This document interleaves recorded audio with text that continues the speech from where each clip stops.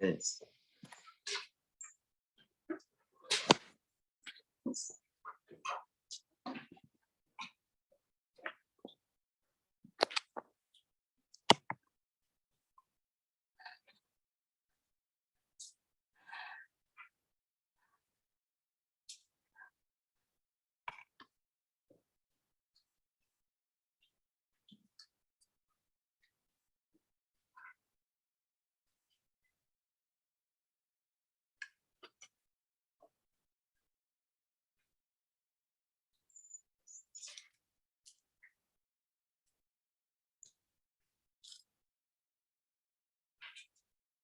Om Namo Bhagavate Vasudevaya.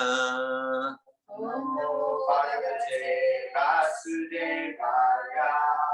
Om Namo Bhagavate Vasudevaya.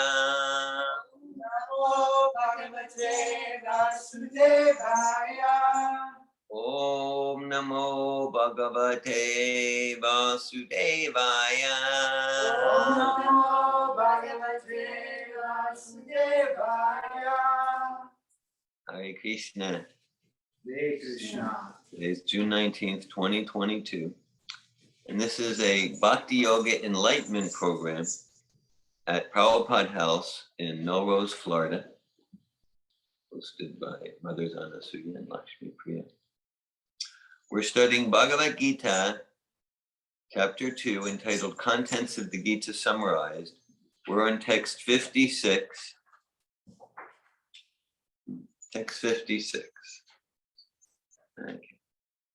So we'll start with the Sanskrit words. Sukeshu, Anudvigna, Mana, Sukeshu, Digata, Spriha, Pita, Raga, Vaya, Kodha, Stita, Dhira, Munir, Uchyate, Dukeshvanud Vignamana, Sukeshu Vigata Spriha, Itaraga Baya Kodha, Stita Dhira Munir Uchyate,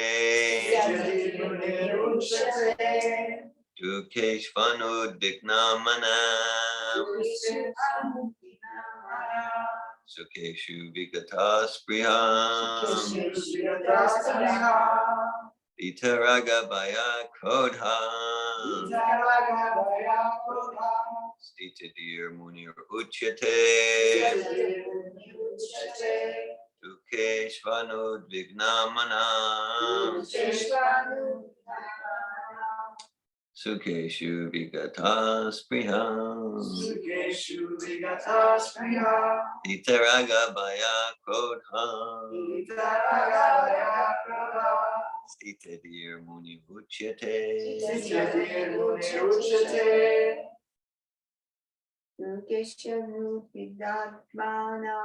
Dukeshvanud Vignamana, Sukeshu Vigata Spriya, Sukeshu Vigata Spriha, Vitaraga Baya Krodha, Stita Dhira Munir Uchyate. Would anyone else like to chant the verse? Dukeshvanud Vignamana, Sukeshu Vigata Spriha, Vitaraga Baya Krodha, Stita Dhira Munir Uchyate.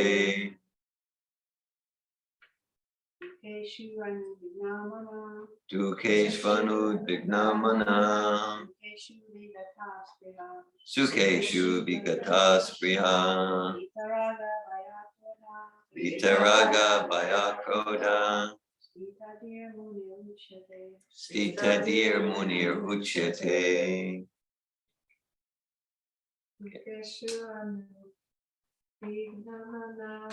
Dukeshvanu Vignamana. Sukeshu Vigatas Priya. Vitaraga Bhaya Krodha.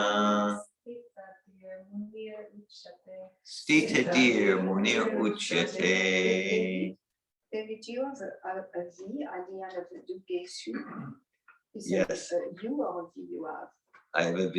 Yeah, because there is a U here, and it's way more difficult to pronounce with a U. It's supposed to be a V. That's in my edition as well. I have a U. It's a U? Yeah, I have it in my edition. It's the so same that's edition. probably that David. You have the same edition? I thought you did, yeah. Interesting. Interesting. You have a V? I have a U. I have a V. David has a V? This is if it's the 1972 original edition, Yeah. it will be a V. It's a V. And this one is the same. It's the same edition that David has. Interesting. It has this cover. So it's Yeah, yeah. original. Yeah. You sure it's a V? It's a U? It's a U. 72. Because it's the same edition. You have the Interesting. same book. David, you, and what is your name? I'm Bhakta Lucky. Bhakti, you have exactly the same book, but one with a U and one with a V. What a great book you have. I'm going to want to research that Yes, after, so yes. say that. I'm going to research that. Sometimes different misprints happen in certain copies. Very interesting. Yeah, because it's very difficult to pronounce with a U. Right. There's also Because different it is really pronunciations. Some people don't go by Bengali pronunciation. They Prabhupada, there's obvious differences in Bengali pronunciations. Yeah. Could be something like that. All right. I'm going to research this afterwards. Okay. Let's go to the word for word meanings. Dukeshu, in the threefold miseries. Anudvigna mana, without being agitated in mind. Sukeshu, in happiness.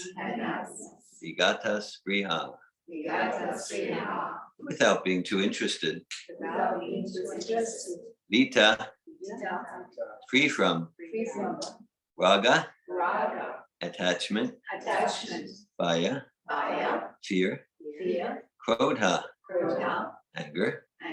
Stitidi, one who is steady. Muni, sage. Uchyate, is called. Translation: one who is not disturbed in spite of the threefold miseries, who is not elated when there is happiness, and who is free from attachment, fear, and anger is called a sage of steady mind. Report by A.C. Bhaktivedanta Swami Prabhupada. This is text 56, chapter 2, Bhagavad Gita. Hare Krishna online.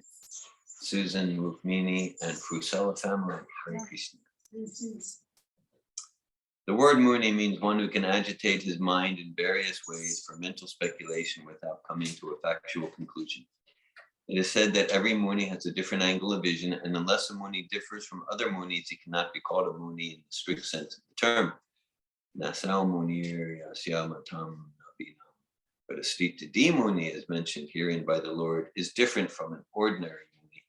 The Stitadi Muni is always in Krishna consciousness, for he has exhausted all his business of creative speculation. He has surpassed the stage of mental speculations and has come to the conclusion that Lord Sri Krishna or Vasudeva is everything. He is called a Muni fixed in mind. Such a fully Krishna conscious person is not at all disturbed by the onslaughts of the threefold miseries, for he accepts all miseries as the mercy of the Lord, thinking himself only worthy of more trouble due to his past misdeeds. And he sees that his miseries, by the grace of the Lord, are minimized to the lowest. Similarly, when he is happy, he gives credit to the Lord, thinking himself unworthy of the happiness. He realizes that it is due only to the Lord's grace that he is in such a comfortable condition and able to render better service to the Lord. And for service of the Lord, he is always daring and active. and is not influenced by attachment or aversion. Attachment means accepting things for one's own sense gratification, and detachment is the absence of such sensual attachment. But one fixed in Krishna consciousness has neither attachment nor detachment because his life is dedicated in the service of the Lord. Consequently, he is not at all angry even when his attempts are unsuccessful. A Krishna conscious person is always steady in his determination. Hare Krishna, Avi Wolf, welcome. Be bold. Be bold. All right, so I'm gonna recite a few more mantras to continue to invoke auspiciousness in our gathering. This is Prabhupada House in Melrose, Florida. My understanding is that in the United States it is called Father's Day. So Prabhupada, what's that? That's why your son is here. Very possibly. So Prabhupada is our eternal father and spiritual father, not based on bodily, biological relationship, eternal father. So these mantras are to really to invoke that whatever I say, it's pleasing to Srila Prabhupada, that it's representative, that it's representative, and it's aligned with the spirit, content, and essence of Bhagavad Gita as it is, that whatever I say, you're not just getting David Wolf making up stuff. Believe me, it wouldn't be worth a Sunday afternoon, David Wolf making up stuff. But if I can represent our eternal father, A.C. Bhaktivedanta Swami Prabhupada, then that's a sublime use of time.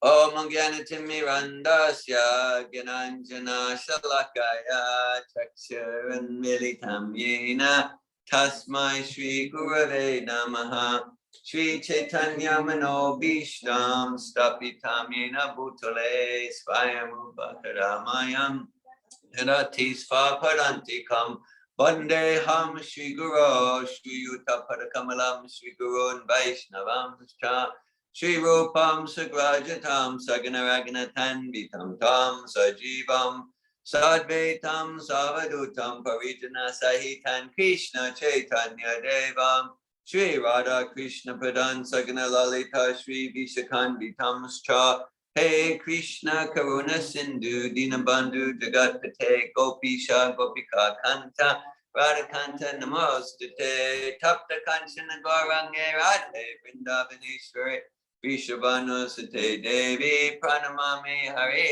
Priye Vanchakalpate Yubhyascha Kripa Sindhu Vyevacha Patitanan Pavanebhyo Vaishnavebhyo Namo Namaha Jai Shri Krishna Chaitanya Prabhu Nityananda Shri Advaita Gadadhar Shri Vasadi Gaura Bhakta Vrinda Hare Krishna Krishna Krishna Hare Hare Hare Rama Rama Rama Hare Hare Nama Om Vishnu Padaya Krishna Prasthaya Bhutale Srimate Bhakti Vedanta Swami Niti Namine Namaste Saraswati Deve Gravani Pacharine Nirvishesha Shunyavadi Paschatya Desha Tarine.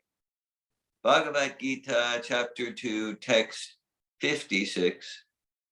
Dukeshvanud Vignamana Sukeshu Vigata Spriha Vitaraga Baya Krodha Stita Dir Munir Uchyate.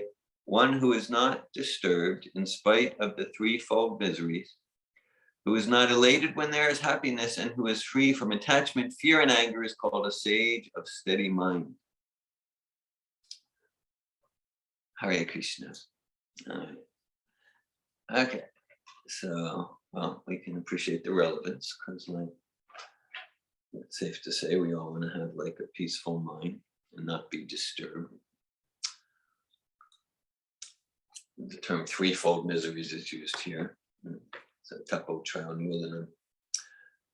Threefold miseries refers to, there's a book from the 1970s by M. Scott Peck. The book's called The Road Less Traveled. It's like a seminal literature. It's spiritually based, personal growth, personal transformation. He was a psychiatrist at that time, M. Scott Peck. And he starts his book, it's a great book. He starts his book with this short sentence, 3 words: life is difficult. Life is difficult.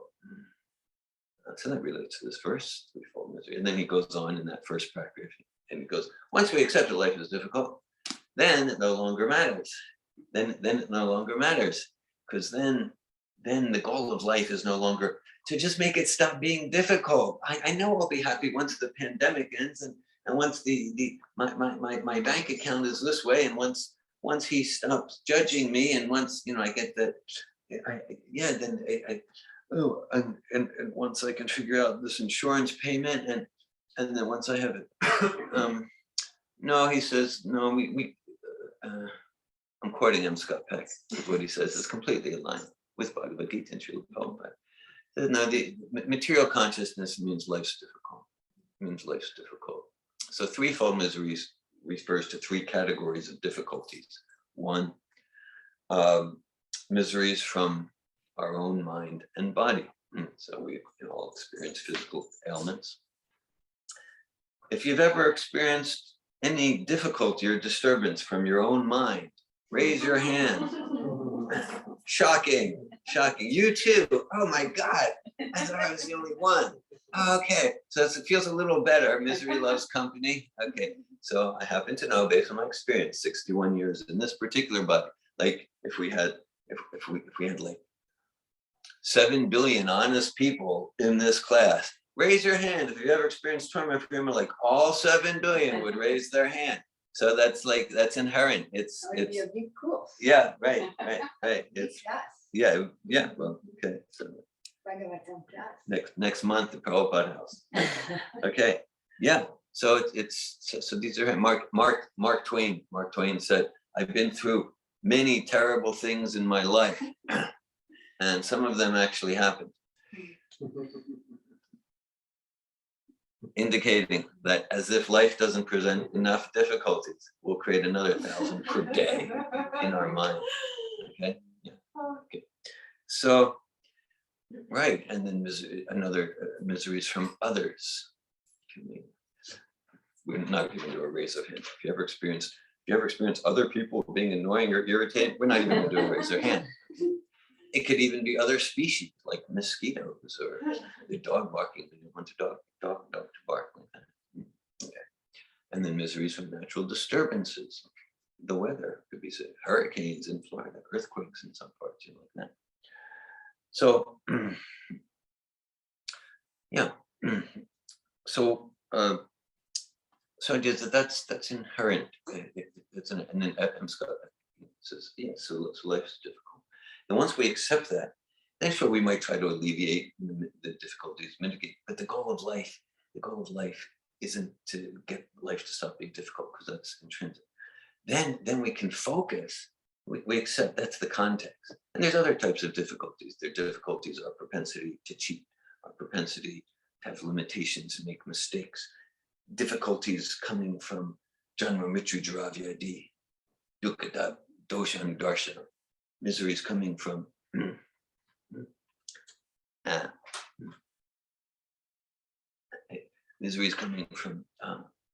disease, old age, and death. And so of course we can see, actually, if we look, modern science has alleviated or even completely cured so many diseases, right? So we can see now there's practically no more disease. I may need to revise that. No, this is Bhagavad Gita. Whatever efforts we make, this is inherent to the material context, inherent to the human context. It's a sublime point. Doesn't mean we should, look into medicines. I'm not saying I'm against masks or things like that. It's just, that's part of the context. And then M. Scott Peck says, once we accept that, okay, then we can live purposefully. Then our goal is not figuratively to try to rearrange the chairs on the deck of the Titanic. Right? No. This ship's going down. What is this ship? The ship is this body, the material body, material mind. So we're here in chapter 2 of Bhagavad Gita. So earlier in chapter 2, it's described Avinasi Tutadvini Yena Sarvam Idam Tata. Subscribe that that which is within the body, the irreducible quanta of consciousness that is us, is never destroyed. No one can destroy the imperishable soul. Antavanti deha nityashokta saririna anasi no prameyasya kashta yudyasva bharat. Only the material body, the indestructible, immeasurable, and eternal spirit soul is subject to destruction. So this is very key for peace. This is not just an abstract philosophy. Vayam dutiya viniveshata syat. That means to the extent that we misidentify the eternal spiritual beings that we are with the temporary material body, we will suffer toxic anxiety. They're just like an inviolable law. We drop something, gravity, it'll fall. So to the extent that we're misidentifying the atomic unit of sentience that we are, that inhabits this body, with matter, which is intrinsically dead and temporary, lacking bliss and a source of misery, we will be in toxic anxiety. We won't be peaceful. We could say, but what if I go to therapy? What if I do yoga? Well, if therapy or yoga helps us to realize who we are, spirit, soul, okay, then we'll actually be peaceful. So this is a very key point.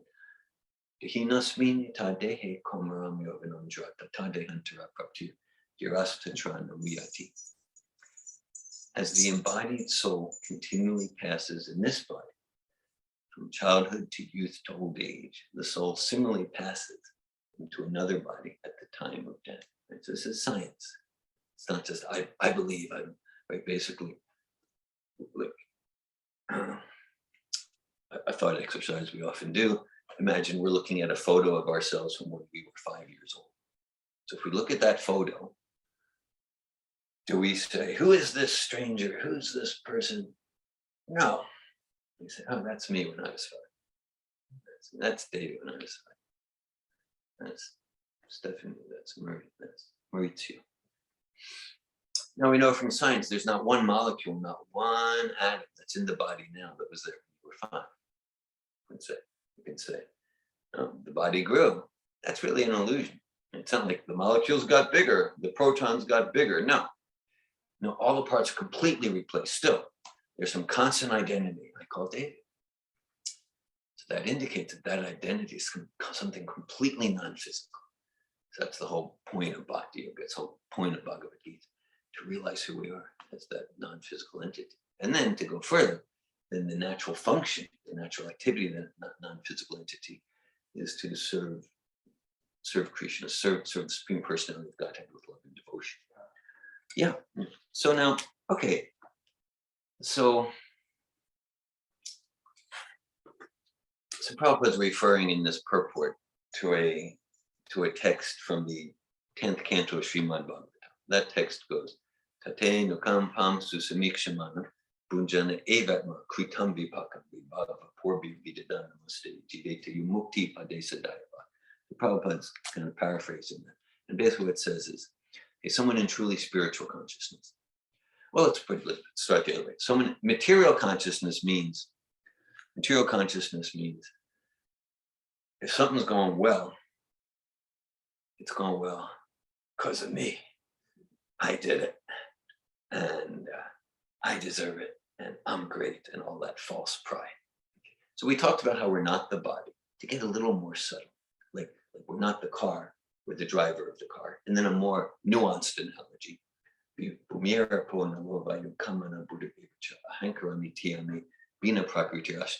Describes there's 5 gross material elements, 5 categories of material energies, grossly: earth, water, fire, air, ether. And there's 3 categories of subtle material energy: mind, intelligence, and what's called false ego. Now, in this process of Bhakti Yoga, this is a Bhakti Yoga Enlightenment program, the goal is to get rid of ego. Many attempts at spiritual life, get rid of ego.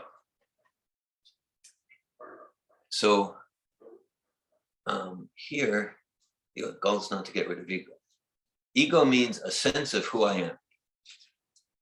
And I am someone. So we don't want to get, that's impossible to get rid of ego. We want to get rid of false ego. Means the false concept. Like if I think, I'm David Wolf, I'm 61 years old, I'm from Philadelphia, Pennsylvania. So that's false ego. It's based on the misconception that I am this body. That will always be a source of ego. And I say, oh, I'm not this body, I'm spirit, soul. I'm eternal servant of God. That's real ego. I want to cultivate real ego. Krishna. Krishna's a name for God. That means all attractive. So this, I'm David Wolf, I'm 61 years old. That we call it relative truth. Absolute truth. That's what Bhagavad Gita is getting. Absolute truth means that truth which is true in all time and space. So I'm not this body, I'm spirit, soul, I'm a servant of source. That's true. That was true 100 trillion years ago, will be true 100 trillion years from now. All time and space. So that's real knowledge, to realize that. Yeah. So, okay. So material mentality, which grows from the misconception that I am either the body or I'm the subtle body, the mind. So this, the more subtle analogy is the computer. Right? When the hardware is like the gross matter, and the software is like the subtle material energy, mind, intellect, false ego. So I'm not the software, I'm not the hardware, I'm the operator of the computer. Okay. Right. So like I did it. And then material mentality is something goes wrong, something's not according to script. So then the question is, who can I blame? Who can I blame? Blame God, or this is the proof there is no God, or it must be your fault, or just like, who can I blame? So it's material mentality. So he's saying, the problem is saying the spiritual mentality is sort of like, there's some nuances here, and we'll get into it a bit. The spiritual mentality is, okay, things are going poorly according to, things are going poorly, according to my plan. Things are not going according to script at all. And then, so it's like, okay, yeah, I deserve much worse. It's actually God's blessing, and this moves me to deeper enthusiasm to serve Krishna with love and devotion. And if things are going well, I'm according to my script. And just like I'm very undeserving and unworthy. This is the mercy. This too is the grace of God. So some of us could be like, yeah, I'm like that. I have a terrible inferiority complex.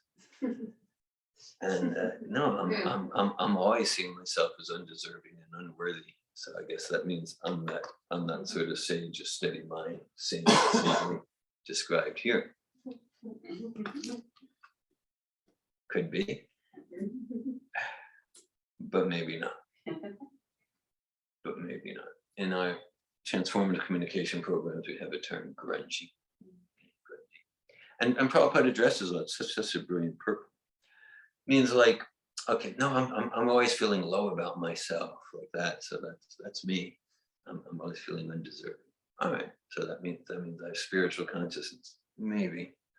It could mean I'm just ignorant consciousness. Because we need to see what's the result. Prabhupada has some wonderful phrases here. Prabhupada writes, and for the service of the Lord, he is always daring and active. He's not influenced by attachment or aversion. This feeling of like feeling low and unworthy.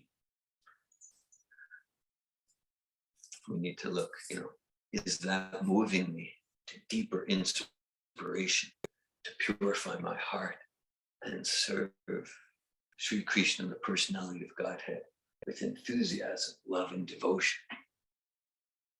Or is there some other stuff going on, okay, in the name of maybe some artificial humility and feeling low and undeserving?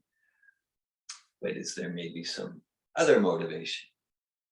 Is it just leading me to depression so that you come and go, oh, David, don't feel bad about yourself. you're a good person?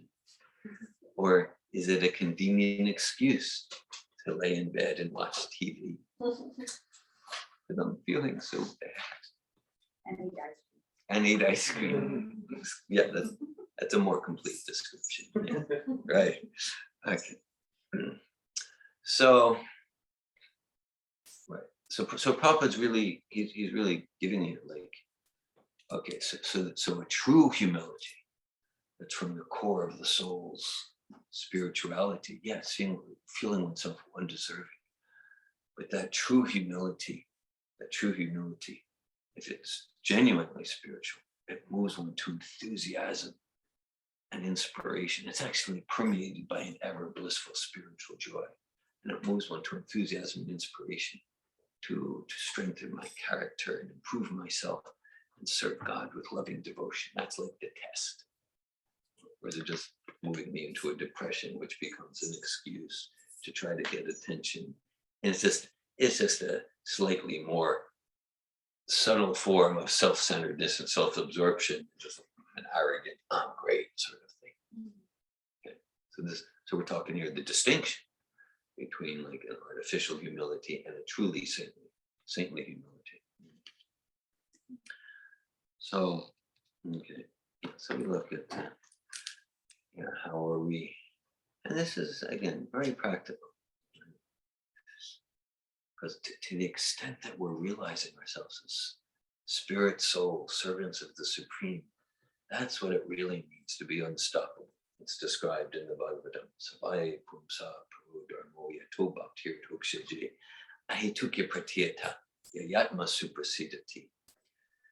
That for the soul to be fully satisfied means we're serving God without motivation and without interruption. And what we're doing, and that desire, I hate to keep pretty, nothing material can get in the way of that. And that's the core to our steady bliss. Nothing material. Well, what if someone doesn't like me? What if someone insults me? What if I have some illness? What if there's an economic downturn? We can always be sincere to serve God with love and devotion.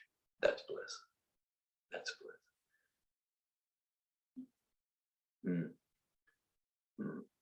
Krishna Bhakti Nishkama Ate Vishanta. That's peace. That's being a sage of steady mind. Bhukti Mukti Siddhikanda. Sakali Ashanti. As long as we have any other desires, we're going to be in anxiety because they're desires for some sort of gratification. And that even if we achieve it, it's going to be crushed by time. So the bliss that comes from bhakti, this bhakti means serving God with love and devotion.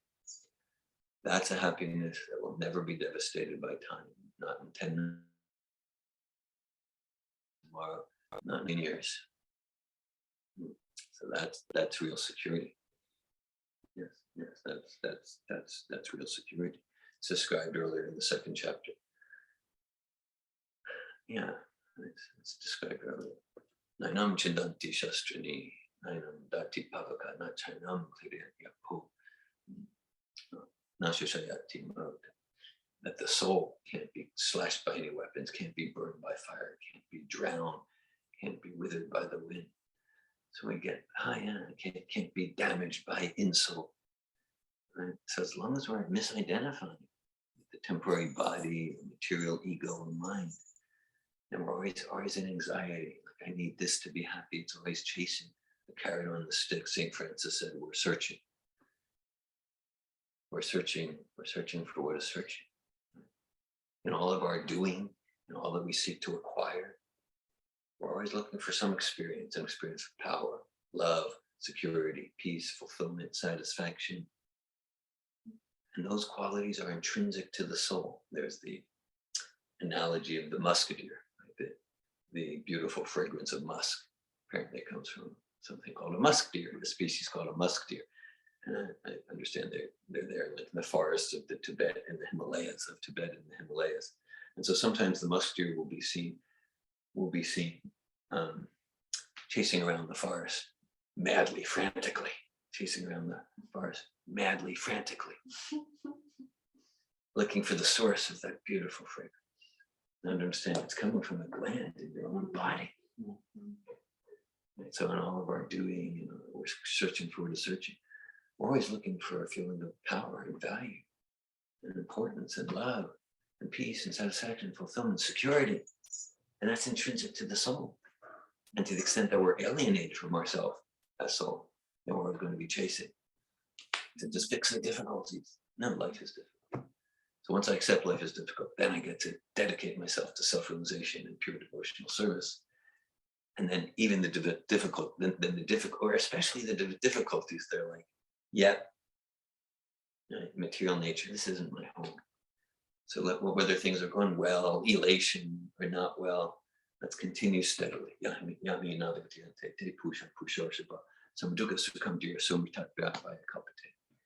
That's second chapter also. Krishna says, one who is steady in happiness and distress and is not disturbed by either, that's liberation. Okay? We don't get distracted from our pursuits for self-realization, pure devotional service when things are going. My team won the game. My team lost the game. We don't get distracted. Material happiness and distress, that's not the goal. That's good. Spirit, ever increasing spiritual bliss, that's the goal. And that means that we guide our life according to this verse. One who is not disturbed in spite of the threefold miseries, or is not elated when there is happiness, and was free from attachment, fear, and anger is called a sage of steady mind. So what's moving me in this verse as we come to closure with this, and then I'll be glad to hear comments, realizations, and questions. So we have such an integration of, I'll call it the internal contemplative life and the external life of dynamic active service in this verse. So internal contemplative to see, where am I attached to matter? Where am I attached to external things going a particular way? And if they go there, then I'm happy. And if they don't go that way, then I'm jealous and I'm envious. And so that attachment, that's my death. That's anxiety. That's misery. That's trauma. That's fear, anxiety like that. Okay, and where do I have some spiritual bypass, false humility going on? And in the name of being undeserving and low, I'm really just seeking attention. So an internal contemplative life, right? This is a distinctively human function. And we're advised here not to squander that, not to just be dvipadapasha, two-legged animals, whose life is dedicated to glorified forms of eating, sleeping, mating, and defending. Those are the essential animal activities. And at the same time, and Prabhupada, I'll read that phrase again. He realizes that it is due only to the Lord's grace that he's in such a comfortable condition and able to render better service to the Lord. Bhakti, it's a service. And for the service of the Lord, he's always daring and active and is not influenced by attachment or aversion. Daring and active, meaning daring and active in my service to Krishna and Krishna's pure representative. Again, today's Father's Day, so we're honoring our eternal Father, A.C. Bhaktivedanta Swami Prabhupada. And he gives us guidelines how to engage ourselves up to 24 hours a day in devotional service. And Neha Bhikramanasho stay, Pratibhaya Vijite Sobhama, Yasya Dharmasya Traite Matubhaya. Just correctly, because the encouragement is to give yourself to this practice just 24 hours per day, 7 days a week. That's the encouragement. So you mean like 15 minutes a week for yoga or something? No, 24 hours a day at the same time. But you're willing to give one minute per day. Great. It's not like all or nothing. Whatever we do, that's for our eternal benefit, for our eternal bliss.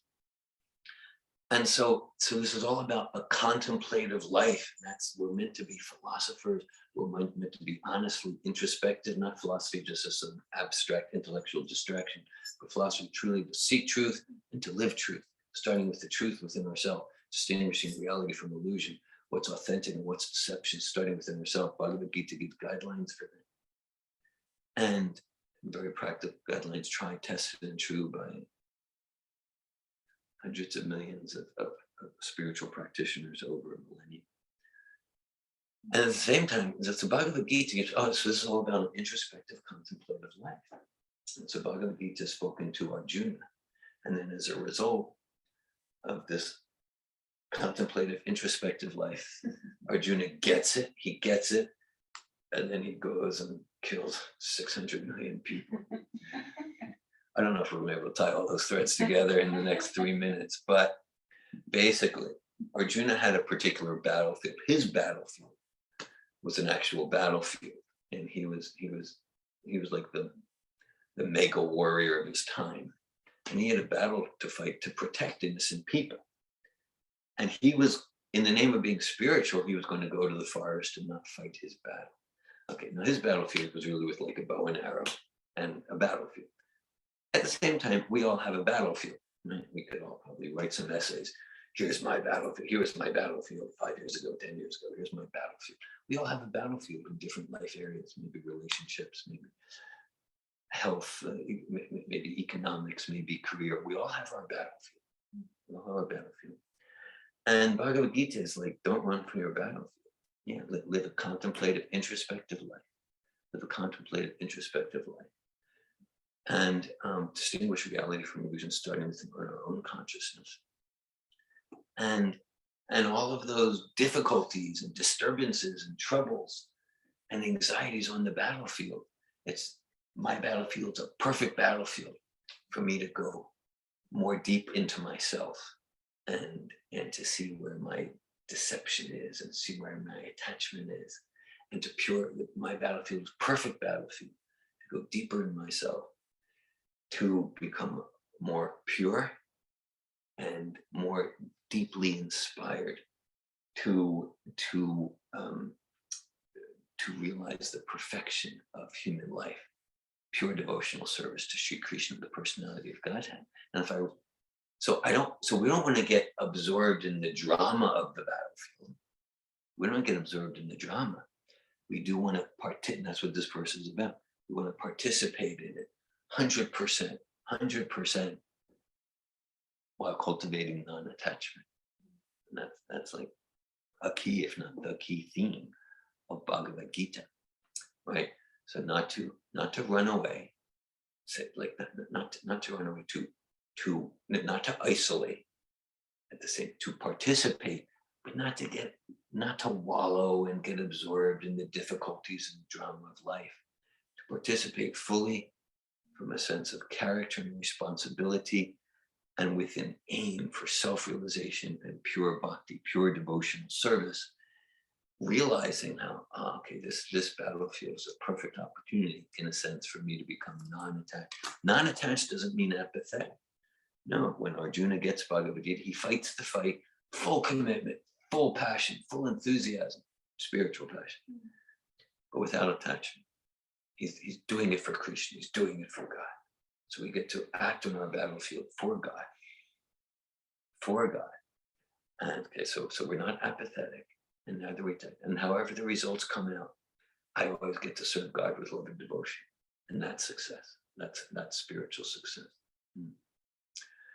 And then as we do that more and more, again, this is a verse from the second chapter. Bhagavad Gita has 18 chapters. So we're quoting a lot of verses from second chapter. Another one coming up. Ishaya vinivartate niraharasya dehina rasavardhupsopyasa paramjishta nivartate. There, Krishna speaks to Arjuna about the higher taste. Right? So this is not a process of like, oh, you need to give this up. No, whatever. We do psychology, we do counseling, we do farming, we're a professor in the university, we do administration. Now, these are all human activities. Learn the art and science, do them for Krishna. Then we get the higher, that's not even like, oh, that's what I should do. No, then we get the higher taste. We get the higher taste. And then we get more and more of a taste for bhakti, because Nityasiddha Krishna Prema Sajika Bhumai Shravanani Shuddha Chitte Karyuda. Love of Krishna, love of the Supreme Personality of Godhead. It's naturally, eternally situated in the heart of all souls and the hearts of all living entities. It's not something to be gained from some external source. And it's awakened by this process of hearing Bhagavad Gita, chanting Hare Krishna Maha Mantra Kirtan. The more we do that, we get a taste. And then more and more we lose the taste to frantically try to be happy through rearranging the chairs on the ship of the Titanic. We lose the taste for those habits and activities that just cover the diamond soul, that degrade us further into alienation and illusion. All right, I'll read the verse one more time. So this is text 56, chapter 2, Bhagavad Gita. Dukeshvanu Vignamana Sukeshu Vigatas Kriha Vitaraga Baya Krodha Stita Dhira Munya Uchyate. One who is not disturbed in spite of the threefold miseries, who is not elated when there is happiness, and who is free from attachment, fear, and anger, is called a sage of steady mind. Hare Krishna. Thank you for your presence. Thanks for listening. Thank you. Hare Krishna.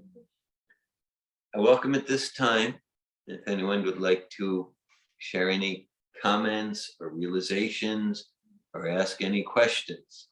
If anyone would like to share any comments or ask any questions. Stephanie.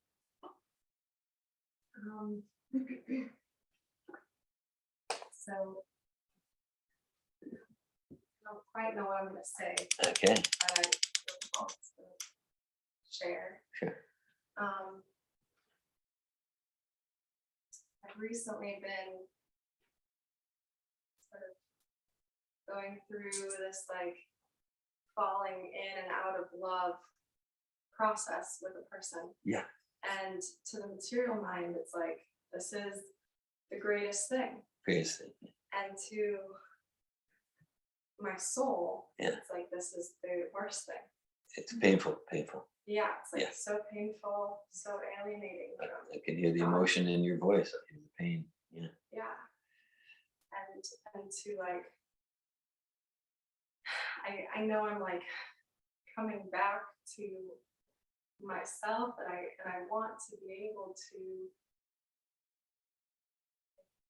have intimate relationship that's supportive for my spiritual growth. And I think that's what's happening. It feels like battling an addiction Yeah. in myself. An addiction. Yeah. And yeah, that feels vulnerable to say, because addiction can be so stigmatized in our society. But I also see how normal it is having this addictive mind addicted to some form of sense gratification. And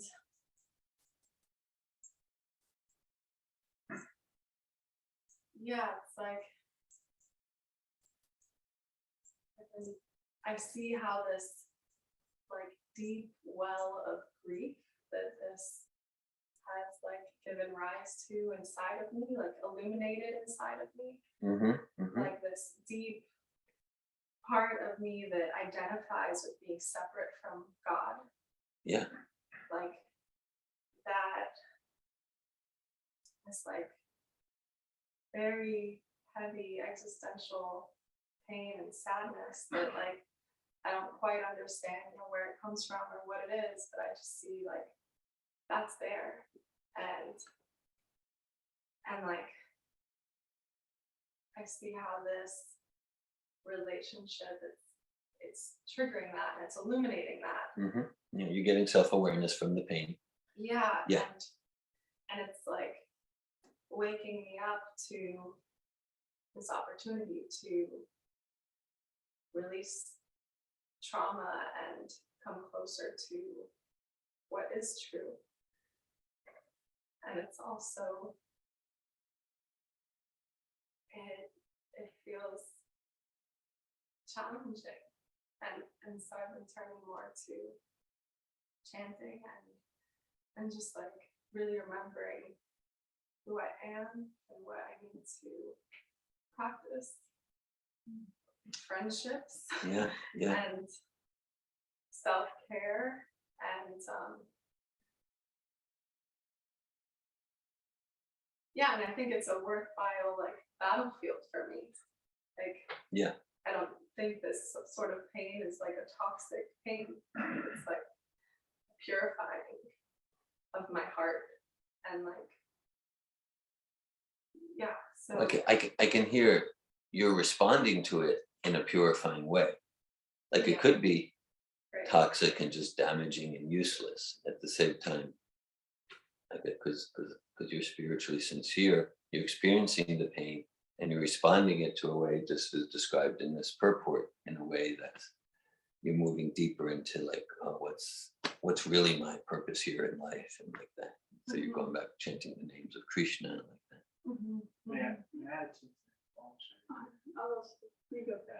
I think what they're saying is very, very true. Like what it's highlighting for you is attachment is painful. Like we're all attached. It's part of like what we're saying, our suffering. To be the process. The first part of the process is to know we're suffering, and we're Krishna's constantly showing us the ways we're suffering, giving us the opportunity to admit to ourselves we're suffering. Relationships, intimacy is attachment. There's a way to have that relationship without being attached. The only question really that it comes down to, this is my opinion, is does it serve my Krishna consciousness? Does this deepen my Krishna consciousness? Can I serve Krishna with this person? You know, is there potential for that? For me personally, I'm looking to serve Krishna. I have a partner who's also looking to serve Krishna. It's very personal for both of us. We encourage each other to grow in that way. But we're aware that even though we love each other, we're fallible. We're all limited by our senses. No matter what, we're going to let each other down, because the only thing that'll never let us down is Krishna. So that's what I have to say about that. Helps. I feel like your realization is you're feeling your attachment, and attachment's painful. It's so painful. Even when you're in love and things are great and good, it's painful. So you're attached. It's not. It's a perverted reflection of like true love is Krishna. It's devotional service. I hope that helps. But you're welcome. And a lot of those things that you mentioned that you go through, I feel like everyone does experience like specific different, like quarrels and like problems here and there. This might seem like a very like basic like a suggestion, but just at least one very like just genuine round a day of japa, like out of nowhere, just like answers or just questions are being, questions are being answered. Just naturally, not even like me asking, hey Krishna, this question specifically, things come in much more harmony, I always try to do as much more rounds as I can, but just Shanka Prabhu that passed away recently, I remember he told Lucky and I, at least one like genuine focused round a day, and you'll get to Krishna, and your questions will be answered. Things will feel more harmonious. Like giving it to Krishna. Yeah, and those attachments, Thank you for sharing your realizations. I just wanted to express, and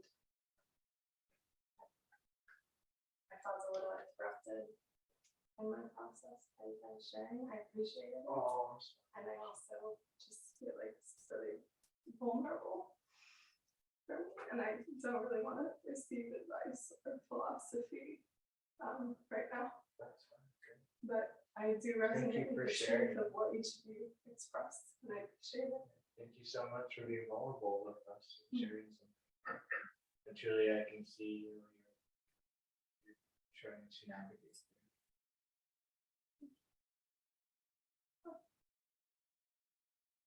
Sorry, I hope it didn't come off as mean. No, or something. please. If you feel interrupted, you're welcome to continue. This was just, I just was so struck by like relating to what you're going through, and in the sense that I just feel that I felt that before. And the questions you have are just so real. Yeah, you're Very right. There's Thanks for sharing, Lakina. And Kat.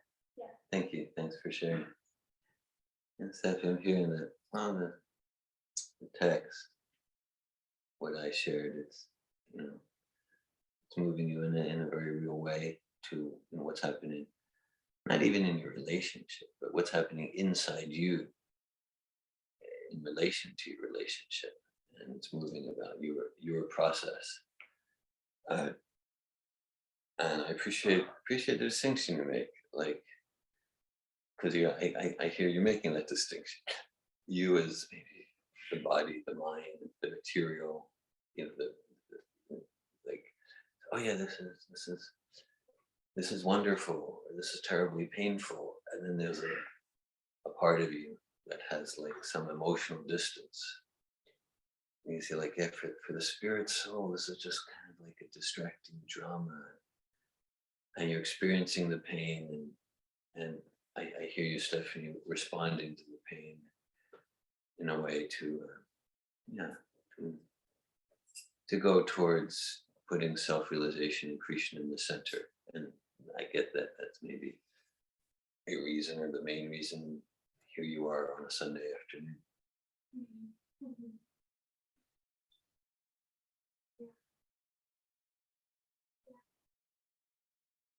I think I'm just experiencing like a deep fear of myself. Not, just like realizing how easy it can be to get lost in delusion and Fear of yourself, that you could become lost in delusion and not even know you're lost in delusion. I'll share, representing Prabhupada, that sounds like a healthy fear. Doesn't sound like a material fear. It sounds like a healthy fear. Prabhupada once said his greatest anxiety is that his followers are not scared enough of Maya.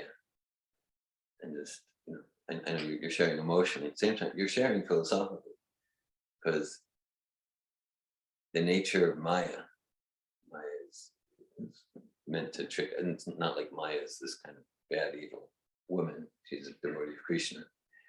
But the nature of Maya is to put us in illusion such that we don't know we're in illusion. And I wish I was more scared of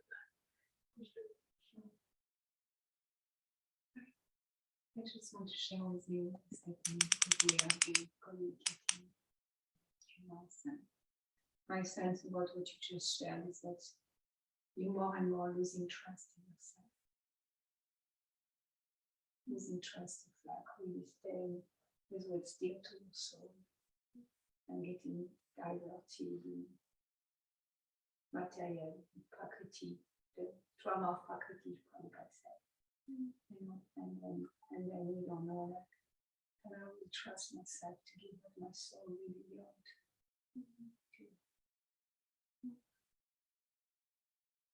well, I agree and I disagree because I feel like self-trust wounds that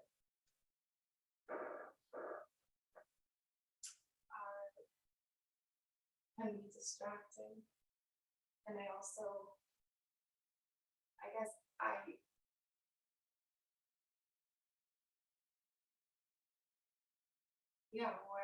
where I'm at is like I see it all as happening for my own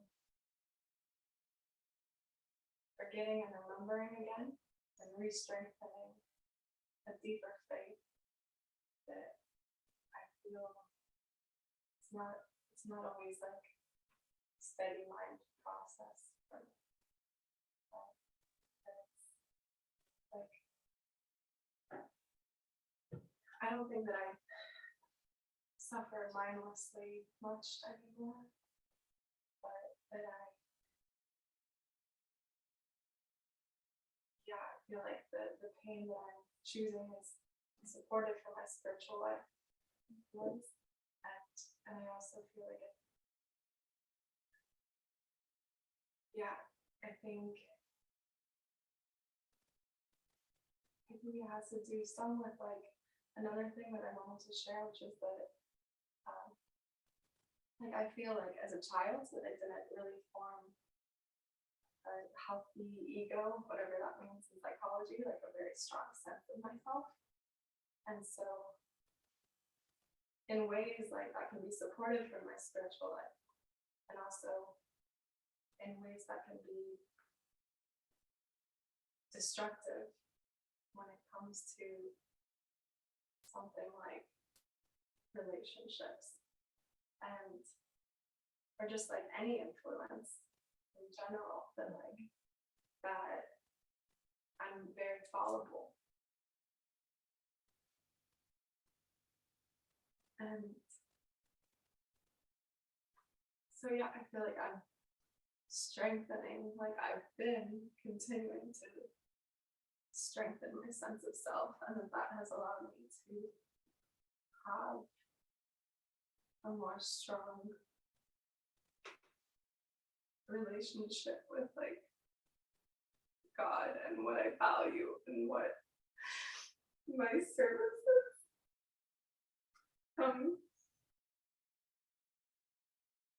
It also feels like a clumsy process where I need to continually be patient with myself, it feels like, and also like remember what is most important to me and what isn't temporary and material.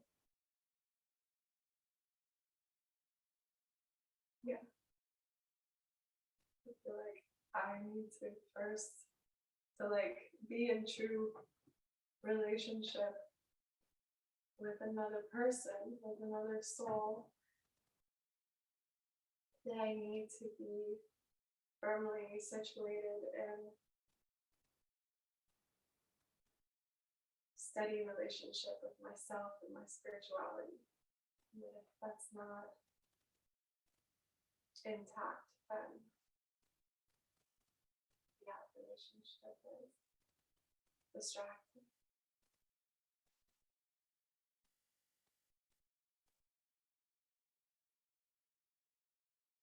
Thanks for sharing, Stephanie. Hare Krishna. Well, a few things come to me. I see your hand, David. I want to hear from you.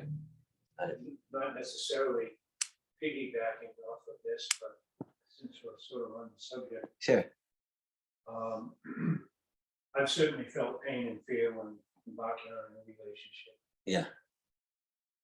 I get the sense that you feel that some pain is normal, and I'm also curious, is there a point where too much pain might indicate that we should not pursue this particular relationship? Or so I guess two questions: is some pain always normal? Some self-doubt, some fear, and is there a point where that may be an indication to us that we shouldn't be going down this path with the particular person?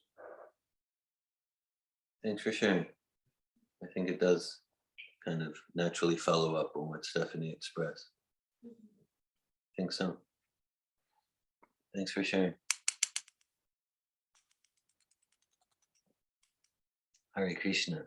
A few things are coming to me here. I like you reference the battlefield. You're saying that relationship is part of your battlefield, not to run from it. Same time, it's a painful battlefield. You feel like you're getting shot with arrows. I think for most all human beings, relationship, including romantic relationship, part of the battlefield. Let me use this. Well, okay. Right at the beginning, I quoted M. Scott Peck in The Road Less Traveled. So I'm going to go there again, only because it's completely aligned with Bhagavad Gita. So So that whole book, Road Less Traveled, it's about falling in love. It's about falling in love. And so when one falls, what happens? It hits your nose. We get injured. I'm kind of a bummer, aren't I? Like this isn't, this isn't a very butterflies and rainbow talk. No. So when we fall, we get hurt. It's true. So I'm Scott Peck, and it's like, look, maybe you read that book, but it's like it's the greatest book about love, that I know outside of the direct Vaishnava literatures. It is. So he says, so loving starts after we're no longer in love. When we don't feel the love anymore, that's when we can start loving.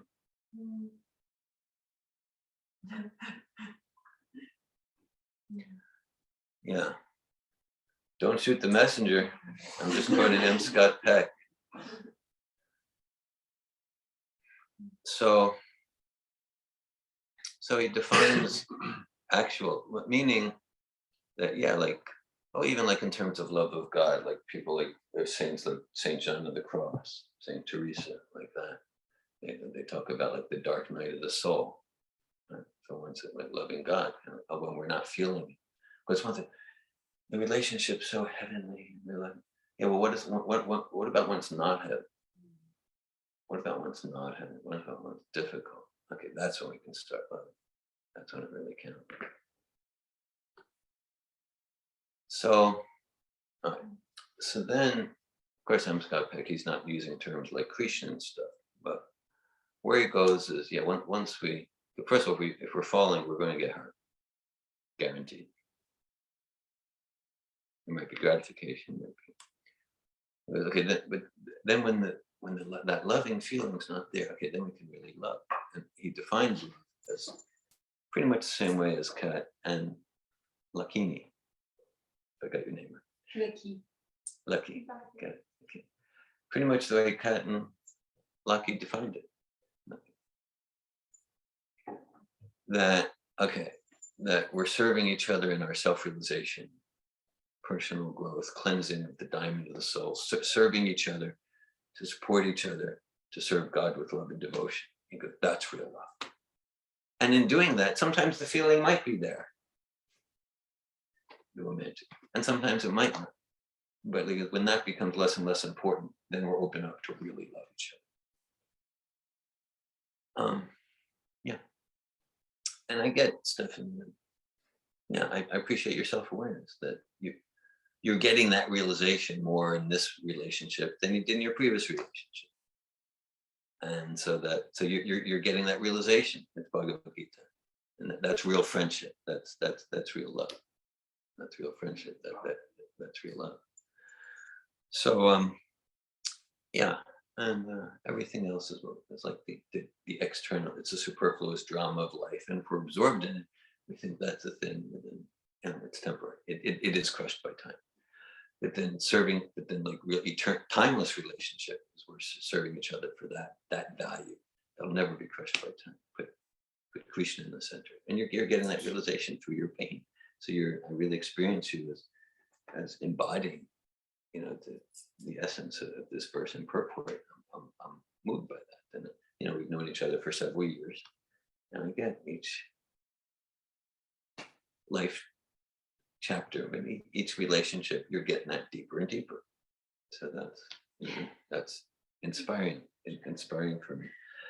And then as far as as far as in a particular relationship, there's fear, there's pain. Is that a sign to continue the relationship with deeper determination? Is that a sign to not be stubborn and go in a different direction? I guess what comes to me is like that depends on our relationship with life purpose. So, and there's going to be some combination of happiness and distress, and sometimes the distress, this is torment, this is severe. All right, so this is a test of character, or is this a sign like come on, let's go another way? Kind of depends on our relationship with life purpose. in a sense, to not let the material happiness and distress be the ultimate deciding factor. Not that it's not a consideration, but so whether it's relationship, whether it's a career direction, whether it's anything, there's going to be some mixture of happiness and distress. And so kind of a key of this verse, this whole chapter is, okay, let the difficulties or positive gratification, let that not be the main consideration. Let the main consideration be living purposefully for self-realization and God consciousness. And whatever path we choose for that, there's going to be material happiness and distress. Those are some principles that come to mind. Thank you. Malini? I was just thinking at the end of your class, I wanted to make a comment because in your class you use that material happiness and distress. Yeah. And, I'm in the last leg of my life. Yeah. And so I'm reflecting a lot on my life. And material happiness sounds like really, truly an illusion. An illusion. Yeah. And material happiness and distress. What's the difference? I have COVID, I don't have COVID. What's the difference really? Hare Krishna, Hare Krishna, Yeah. Yeah. Krishna wants to save you. No one can kill you. Krishna wants to kill you. No one can save you. What is different? No, It it's is a an difference. illusion. Yeah. I don't want COVID. Having COVID or not. I'm just taking COVID because it's a big topic for the last 2 years. Yeah, and a half. yeah. But what's the difference really? Getting sick with COVID or not getting sick with COVID? Well, that's it. Yeah. So Okay, one is happy, one is sad. Which one is sad? Which one is happy? Which one is distressed? It's not clear to me. It sounds pretty clear to me.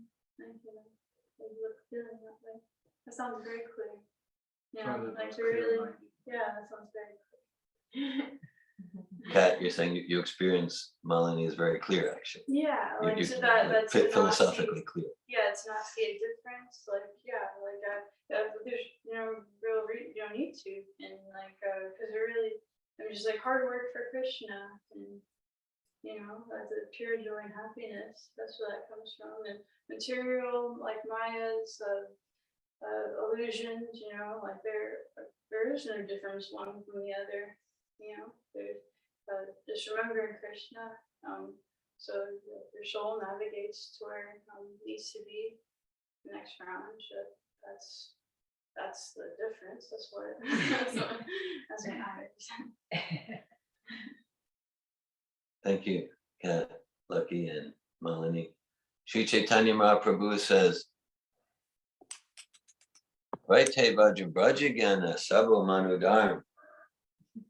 So he says, this material conception of happiness and distress, good, bad, he says, it's all a mistake.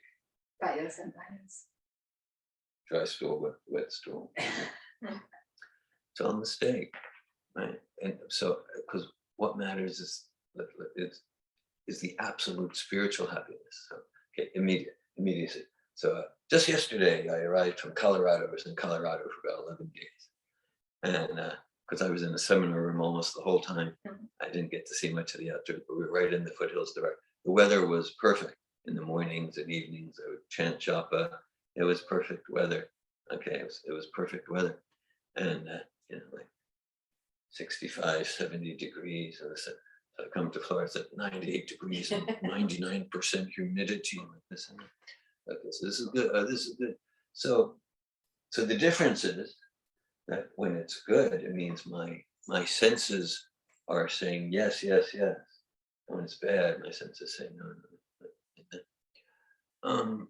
But that's it. That's the Bhagavad Gita. Matras parshas tu kanteshi toshna shukadukada agama praidoniftas tamti tikshasva bharat.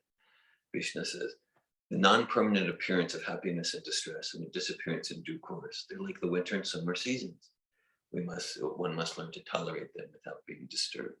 So if here I am in the hot, humid of Florida after 11 days in the beautiful June in Colorado, if I'm like, I go into the meaning like Krishna, Krishna, Krishna, then that's absolutely good because I'm remembering Krishna more deeply. Where it's just a matter of, oh, I'm enjoying the cool breeze and 70 degrees in the Rockies. Sounds very cold to me. Right, it's all relative. Sometimes you got up to 75. Then just like, yeah, then it's just about matra sparsha, just about this touch. And just because the whole It idea. arises from sense perception. It arises from sense perception. The whole idea that's the core illusion, that I am this body. And if this skin is firing neurons that say happy, happy, then I'm happy. It's based on the illusion. Let's take we can do either the dream analogy or the virtual reality game. Let's say virtual reality where this character in it. Okay.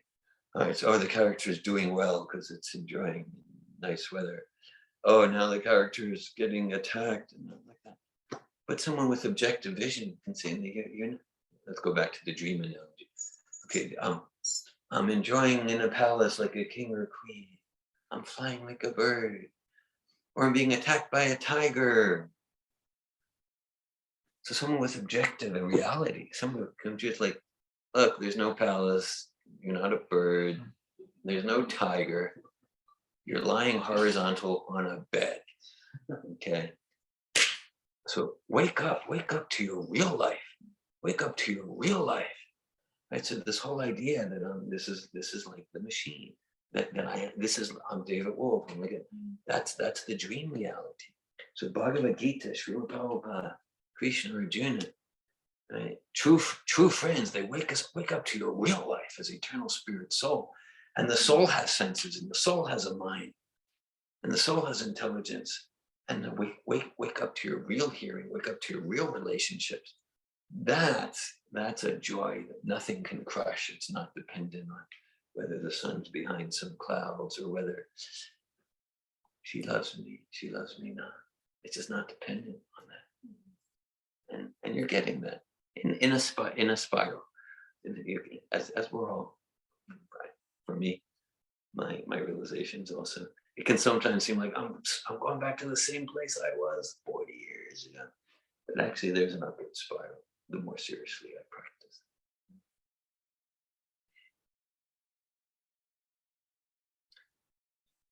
Any other questions or comments?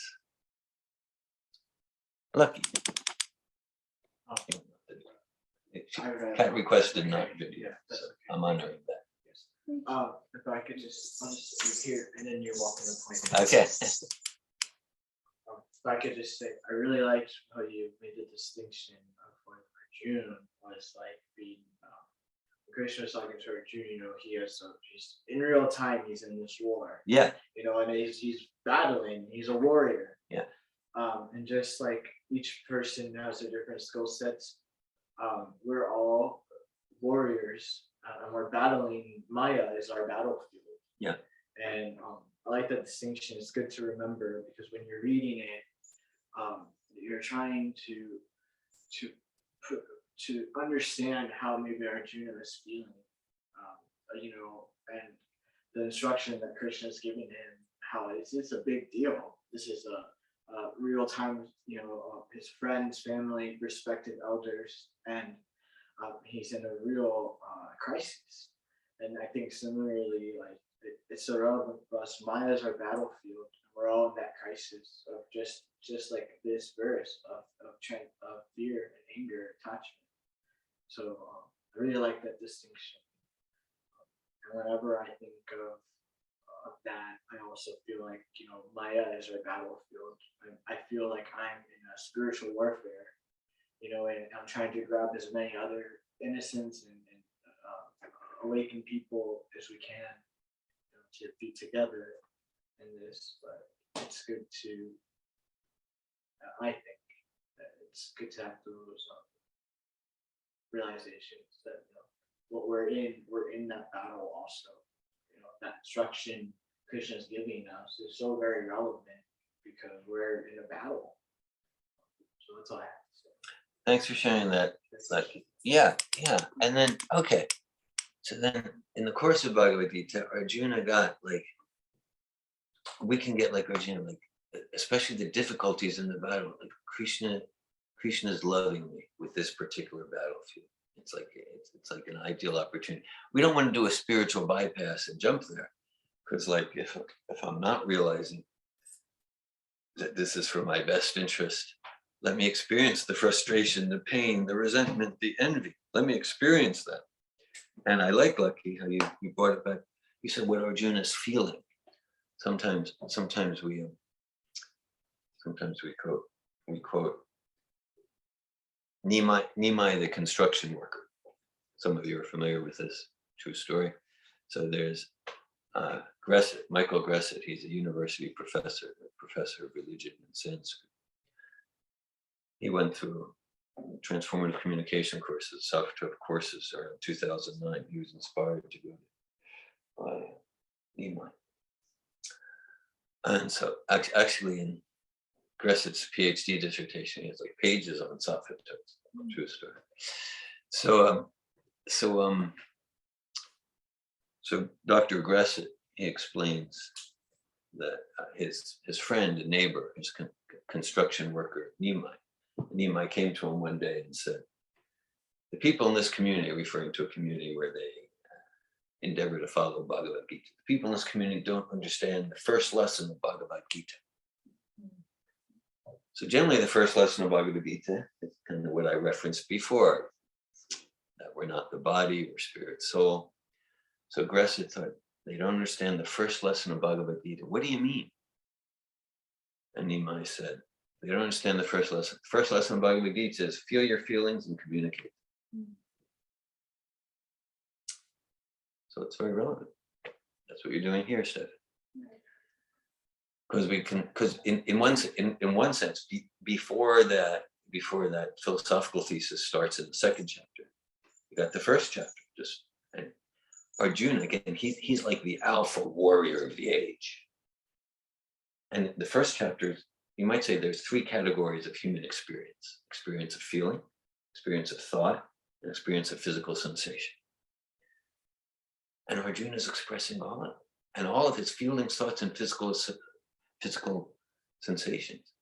They're not warrior-like, right? It requires a lot of courage and vulnerability. Oh, I'm crying. I'm feeling weak. I'm trembling. I'm thinking, oh, who will protect the people? I'm thinking, what will people think of me? But what he's feeling, it's not warrior-like at all. What he's feeling, what he's thinking, his physical sensation. Yet he has the courage and the vulnerability to communicate them. And so that's the first lesson of Bhagavad Gita. And in communicating his feelings, thoughts, and his bow slips from his hands, he's feeling weakness. And what Prabhupada describes, it's a sign of both strength, which shows he's such a soft-hearted devotee, and also weakness, because in his role as Kshatriya, it's not really serving him very well. But because he has the courage to communicate authentically and honestly, that communication leads to the most sublime philosophical treatise, that is Bhagavad Gita, the conversation between Krishna and Arjuna. So every text, every mantra in Bhagavad Gita, every verse is a mantra that's meant to return us to our original consciousness of realizing who we are, spirit souls, not the body, servants of the Supreme Personality of Godhead. And in the next part of our program, just like in the first part of our program, we started with Malini leading us in Hare Krishna Maha Mantra Kirtan. There's many mantras in so many languages, right? And the mantra that I feel sure that Jesus chanted the most was the Maha Mantra from the Old Testament. Jesus was a rabbi, so he was chanting the Old Testament Hebrew. Shema Yisrael Adonai Eloheinu Adonai Echad. That's the Maha Mantra. It invokes the names of God, Adonai Elohim. So the Vedas have so many mantras, and it's described in the Upanishads. Idi Shoda Shakam Nam Nam Kalikama Shanashana. Hare Krishna, Krishna Krishna, Hare Hare, Hare Rama, Rama Rama, Hare Hare.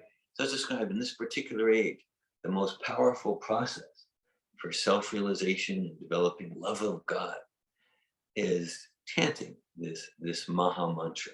There are several reasons why this mantra is especially recommended for cleansing the consciousness and self-realization and returning to our original joyful nature.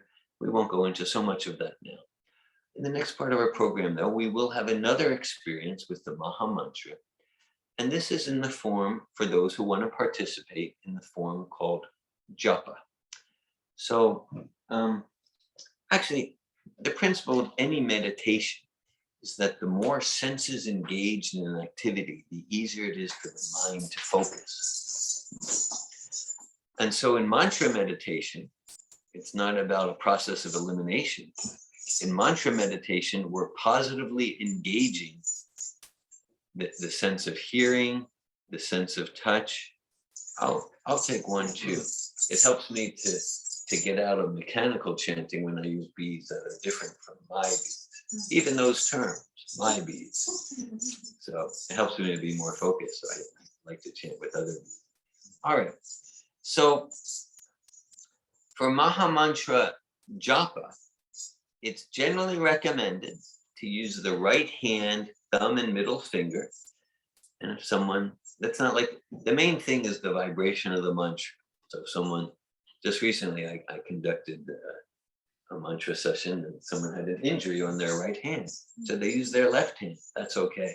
But for different reasons, it's recommended, if reasonably possible, use the right hand, thumb, and middle finger, and to start with the bead next to the large bead.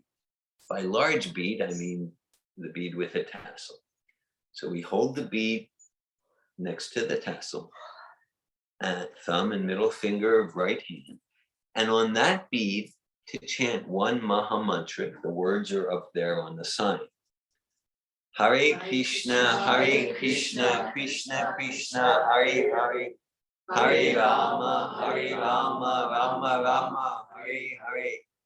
Then to move to the second bead away from the large bead. And again, chant one Maha Mantra.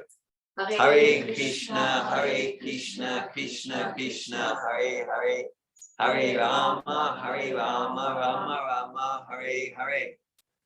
Then to move to the third bead away from the large bead, one Maha Mantra. Hare Krishna, Hare Krishna, Krishna Krishna, Hare Hare, Hare Rama, Hare Rama, Rama Rama, Hare Hare. In this way, whoever wants to participate will chant one full round of Hare Krishna Maha Mantra Japa in unison. It's a meditation process. It's a meditation on transcendental sound vibration. The mantra has 16 words. Really, it's composed of 3 words, Hare, Krishna, and Rama. Each word is a name of the divine. Hare indicates the feminine essence of the divine. Krishna is a name for God that means all attractive, right? We all have some attractive potency. We're attracted to others with attractive potency. So who is the reservoir of all attractiveness? That's Krishna. So Krishna is a name of God that means all attractive. Rama is a name for God that means the reservoir of all bliss, all pleasure, all happiness. So Ananda Mayobhyasat, we're all pleasure-seeking entities. That's not a bad thing, but related to the theme of our conversation today. The trouble is we tend to seek happiness and pleasure in ways that either quickly or tomorrow or a year from now cause more misery and disturbance than happiness. We can all give examples where I thought that would bring me pleasure, but the next morning, what did I do? Anyhow, I'm not going to ask for sharing. We can all make lists, I'm sure. Okay, so all right. So, but then when we seek our pleasure in service to Rama, God, that has no contamination. That's ever increasing, ever deepening. Shuddhyadhyasmad Brahma Sokyam Tvanantam. That's ever deepening joy and bliss. So the thing about chanting the names of God is that whatever we understand or believe or not, that Krishna and Rama and Radharani, they're present in these names. They're present. So it's like, for example, let's say if I'm thirsty and I start chanting, water, water, water, water, water, water, water, water, water, water, water, water, water, water. I'll notice I'm still thirsty. Because there's a difference between the name and the substance. But on the absolute, on the transcendental, transcognitive platform, there's no difference between God and his name. So when we chant, Hare Krishna, Krishna Krishna, Hare Hare, Hare Rama, Rama Rama, Hare Hare. We're present with Krishna, with Rama, with Hare, whatever we believe or not. So like this mantra, it reveals truth, and it's non-different from the truth it reveals. That's why it's transformational. Whatever our cognitive state, it's transformation. So the principle is we chant, we do our best to focus our hearing, our mind, and our consciousness on each word of the mantra and notice our experience. If we notice our mind wander, simply notice that and then do our best to bring it back to the sound of the mantra and be with our experience and be with our experience. Okay, so it's generally recommended to try not to let the beads touch our feet or the floor, because we're using these beads for this sacred meditation process. And let's start with the first bead next to the large bead.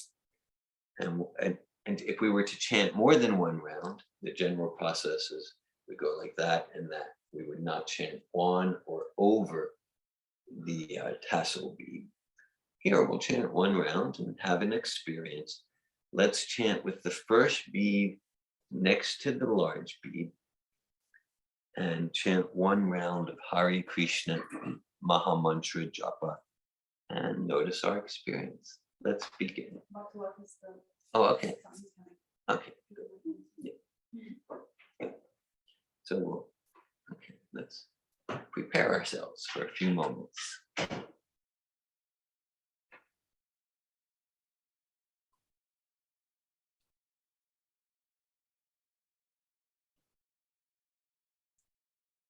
Okay, and maybe just to create even a tighter container, we can close the door. Thank you.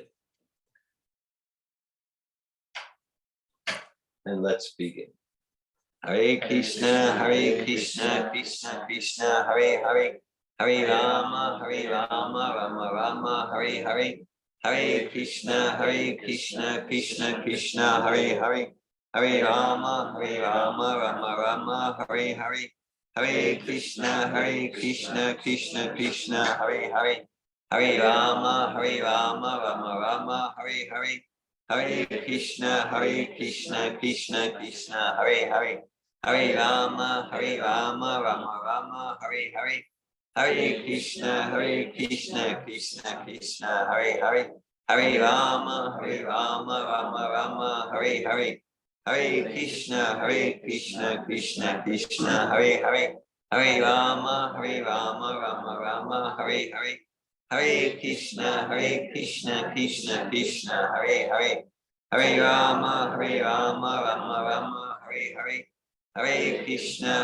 Krishna Krishna, Hare Hare, Hare Rama, Rama Rama, Hare Hare, Hare Krishna, Krishna Krishna, Hare Hare, Hare Rama, Rama Rama, Hare Hare, Hare Krishna, Krishna, Hare Hare, Hare Rama, Rama Rama, Hare Hare, Hare Krishna, Krishna, Hare Hare, Hare Rama, Rama Rama, Hare Hare, Hare Krishna, Krishna, Hare Hare, Hare Rama, Rama Rama, Hare Hare, Hare Krishna, Krishna, Hare Hare, Hare Rama, Rama Rama, Hare Hare, Hare Krishna, Krishna, Hare Hare, Hare Rama, Rama Rama, Hare Hare, Hare Krishna, Krishna, Hare Hare, Hare Rama, Rama Rama, Hare Hare,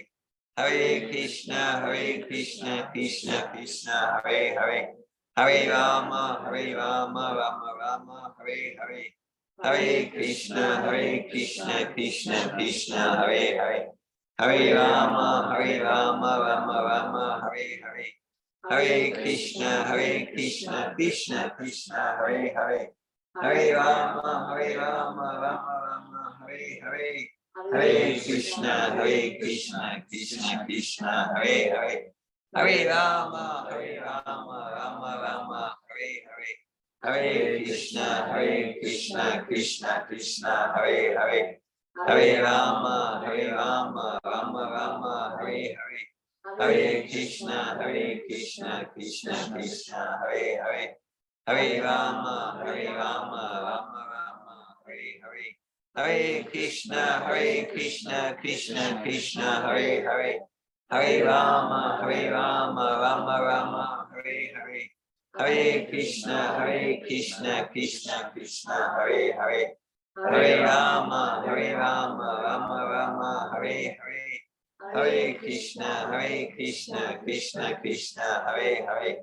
Hare Rama, Rama Rama, Hare Hare. Hare Krishna, Krishna Krishna, Hare Hare. Hare Rama, Rama Rama, Hare Hare. Hare Krishna, Krishna Krishna, Hare Hare. Hare Rama, Rama Rama, Hare Hare. Hare Krishna, Krishna Krishna, Hare Hare. Hare Rama, Rama Rama, Hare Hare. Hare Krishna, Krishna, Hare Hare. Hare Rama, Rama Rama, Hare Hare. Hare Krishna, Krishna, Hare Hare. Hare Rama, Rama Rama, Hare Hare. Hare Krishna, Krishna, Hare Hare. Hare Rama, Rama Rama, Hare Hare. Hare Krishna, Krishna, Hare Hare. Hare Rama, Rama Rama, Hare Hare. Hare Krishna, Krishna, Hare Hare. Hare Rama, Rama Rama, Hare Hare. Hare Krishna, Krishna, Hare Hare. Hare Rama, Rama Rama, Hare Hare. Hare Krishna, Krishna, Hare Hare. Hare Rama, Rama Rama, Hare Hare. Hare Krishna, Krishna, Hare Hare. Hare Rama, Rama Rama, Hare Hare. Hare Krishna, Krishna, Hare Hare. Hare Rama, Rama Rama, Hare Hare. Hare Krishna, Krishna, Hare Hare. Hare Rama, Rama Rama, Hare Hare. Hare Krishna, Krishna, Hare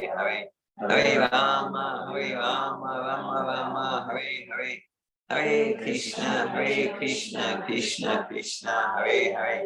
Hare Rama, Rama Rama, Hare Hare. Hare Krishna, Krishna, Hare Hare.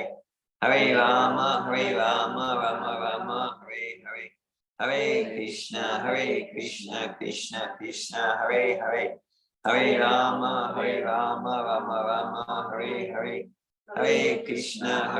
Hare Krishna, Krishna, Hare Hare. Hare Rama, Rama Rama, Hare Hare. Hare Krishna, Krishna, Hare Hare. Hare Rama, Rama Rama, Hare Hare. Hare Krishna, Krishna, Hare Hare. Hare Rama, Rama Rama, Hare Hare. Hare Krishna, Krishna, Hare Hare. Hare Rama, Rama Rama, Hare Hare. Hare Krishna, Krishna, Hare Hare. Hare Rama, Rama Rama, Hare Hare. Hare Krishna, Krishna, Hare Hare. Hare Rama, Rama Rama, Hare Hare. Hare Krishna, Krishna, Hare Hare. Hare Rama, Rama Rama, Hare Hare.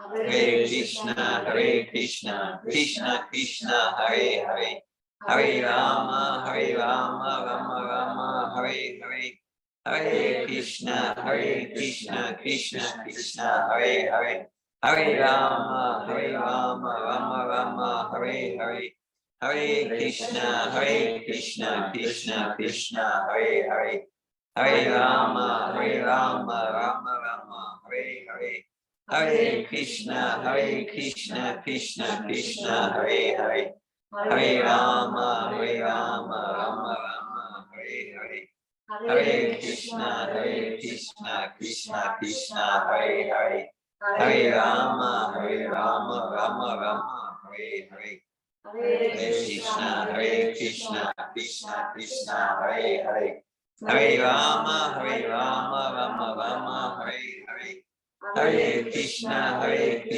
Krishna, Hare Hare, Hare Rama, Rama Rama, Hare Hare, Hare Krishna, Krishna, Hare Hare, Hare Rama, Rama Rama, Hare Hare, Hare Krishna, Krishna, Hare Hare, Hare Rama, Rama Rama, Hare Hare, Hare Krishna, Krishna, Hare Hare, Hare Rama, Rama Rama, Hare Hare, Hare Krishna, Krishna, Hare Hare, Hare Rama, Rama Rama, Hare Hare, Hare Krishna, Krishna, Hare Hare, Hare Rama, Rama Rama, Hare Hare, Hare Krishna, Krishna, Hare Hare, Hare Rama, Rama Rama, Hare Hare, Hare Krishna, Krishna, Hare Hare, Hare Rama, Rama Rama, Hare Hare, Hare Krishna, Krishna, Hare Hare, Hare Rama, Rama Rama, Hare Hare, Hare Krishna, Krishna, Hare Hare, Hare Rama, Rama Rama, Hare Hare, Hare Krishna, Krishna, Hare Hare, Hare Rama, Rama Rama, Hare Hare, Hare Krishna, Krishna, Hare Hare, Hare Rama, Rama Rama, Hare Hare, Hare Krishna, Krishna, Hare Hare, Hare Rama, Rama Rama, Hare Hare, Hare Krishna, Krishna, Hare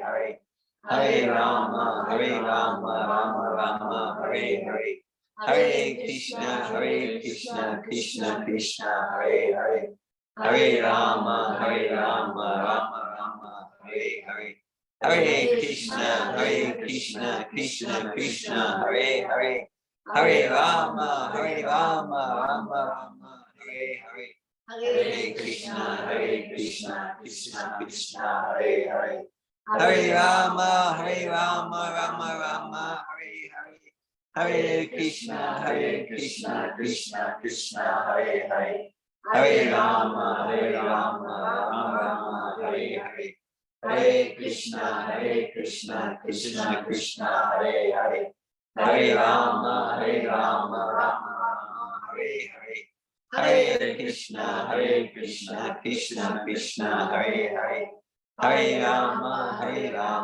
Rama Rama, Hare Hare, Hare Krishna, Krishna, Hare Hare, Hare Rama, Rama Rama, Hare Hare, Hare Krishna, Krishna, Hare Hare, Hare Rama, Rama Rama, Hare Hare, Hare Krishna, Krishna, Hare Hare, Hare Rama, Rama Rama, Hare Hare, Hare Krishna, Krishna, Hare Hare, Hare Rama, Rama Rama, Hare Hare, Hare Krishna, Krishna, Hare Hare, Hare Rama, Rama Rama, Hare Hare, Hare Krishna, Krishna, Hare Hare, Hare Rama, Rama Rama, Hare Hare, Hare Krishna, Krishna, Hare Hare, Hare Rama, Rama Rama, Hare Hare,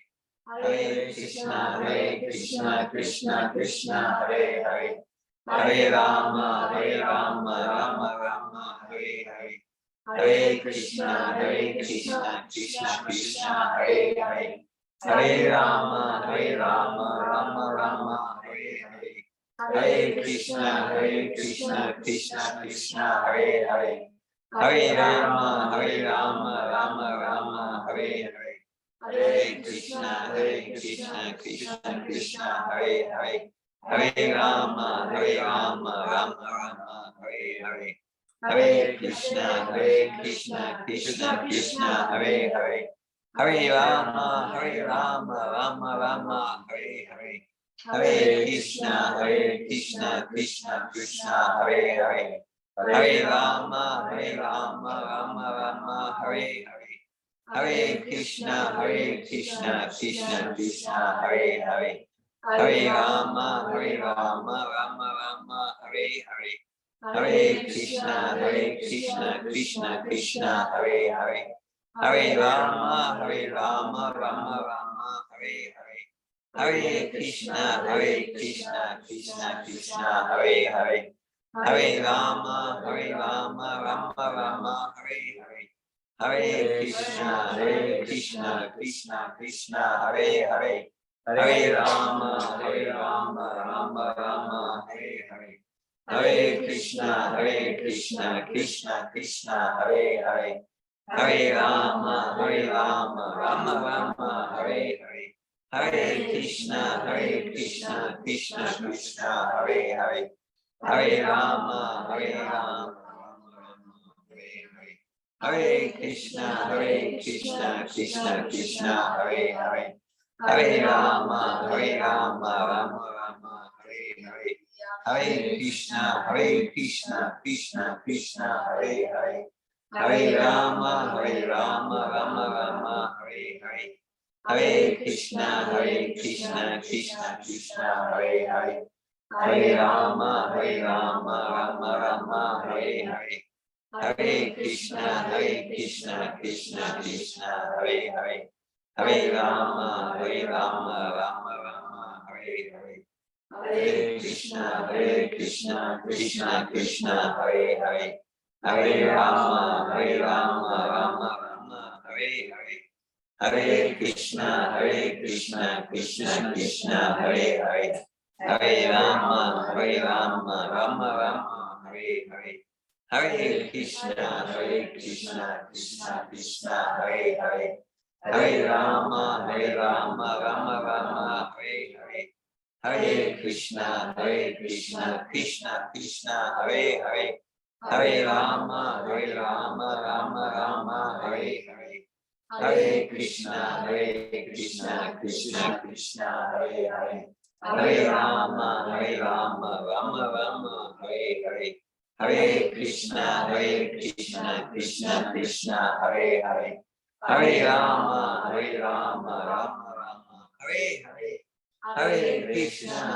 Krishna, Krishna, Hare Hare. Hare Rama, Rama Rama, Hare Hare. Hare Krishna, Krishna, Hare Hare. Hare Rama, Rama Rama, Hare Hare. Hare Krishna, Krishna, Hare Hare. Hare Rama, Rama Rama, Hare Hare. Hare Krishna, Krishna, Hare Hare. Hare Rama, Rama Rama, Hare Hare. Hare Krishna, Krishna, Hare Hare. Hare Rama, Rama Rama, Hare Hare. Hare Krishna, Krishna, Hare Hare. Hare Rama, Rama Rama, Hare Hare. Hare Krishna, Krishna, Hare Hare. Hare Rama, Rama Rama, Hare Hare. Hare Krishna, Krishna, Hare Hare. Hare Rama, Rama Rama, Hare Hare. Hare Krishna, Krishna, Hare Hare. Hare Rama, Rama Rama, Hare Hare. Hare Krishna, Krishna, Hare Hare. Hare Rama, Hare Rama, Rama Rama, Hare Hare.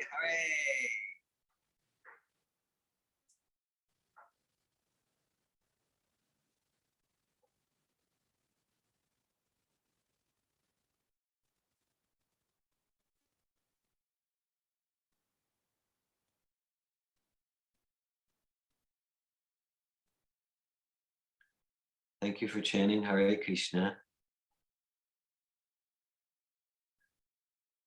And again, this chanting process, chanting Hare Krishna Maha Mantra, is recommended in the ancient Vedas as the most powerful and sublime way to support us to realize who we are as spirit, soul, not the body, and as lovers of God. I know this chanting Hare Krishna, I guess the two main pillars and foundations of my spiritual life since the early 1980s. That's a long time, I know. The two pillars are reading all of the books of A.C. Bhaktivedanta Swami, including, of course, Bhagavad Gita, and chanting Hare Krishna Maha Mantra Japa. Back in the summer of 1983, about 39 years ago, I made a vow, a commitment to chant at least 16 rounds of Hare Krishna on the Japa beads every day. And I have many things in my life I feel good about, proud about, maybe material pride. The accomplishment that I feel best about is that I fulfilled that vow. I fulfilled that vow to chant at least 16 rounds every day.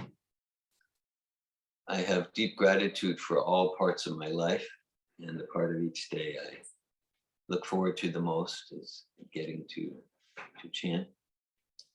I mean, it takes about 2 hours. So if you'd like, you can consider if maybe it's already part of your spiritual practice. You can add, again, as we said, it's not all or nothing. You can chant 10 mantras per day, 1 round per day. You can, as an experiment, add it to your spiritual practice. Sri Chaitanya Mahaprabhu, we quoted him earlier, he said, Nam Nam Akari Bahuda Nija Sarva Shaktis Tatrapita Niyamita Smarane Nakala. This chanting of Hare Krishna, it's a timeless, eternal practice. And over millennia, it became kind of dormant. And it was rejuvenated by Sri Chaitanya Mahaprabhu and was brought to the West about almost 60 years ago by A.C. Bhaktivedanta Swami. So Sri Chaitanya said that for this particular mantra to be powerful, potent, nakala, there's no rules and regulations. We chant it here in a group, sitting. Often I'll chant while taking a walk. We can chant sitting, standing, pacing. We can chant while driving. Of course, if we're chanting while driving, I don't recommend holding the beats. That's dangerous. But we can sing. About 9 years ago, a little over 9 years ago, Marie and I facilitated a Safato 7-day course. And there was a lady physician from another part of North America. And after the course, she chanted a round of japa and she was stunned. And then afterwards, a few days later, she wrote to me because I said, you can chant anywhere and feel the effects, cleanse the heart, connect with our original joy. She wrote to me, she said, can I chant while playing tennis? She wrote, can I chant while I'm shopping? She went on like that. So I wrote, yeah, yes to everything.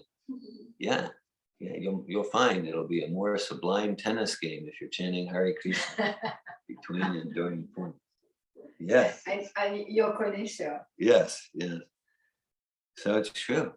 So there's no rules or regulations. Of course, as I said, I made a vow to chant at least 16 rounds per day. So I want to be chanting whatever I'm doing if I'm cooking, and at least for those 16 rounds, I endeavor to be focused where I'm not doing anything else and just chanting.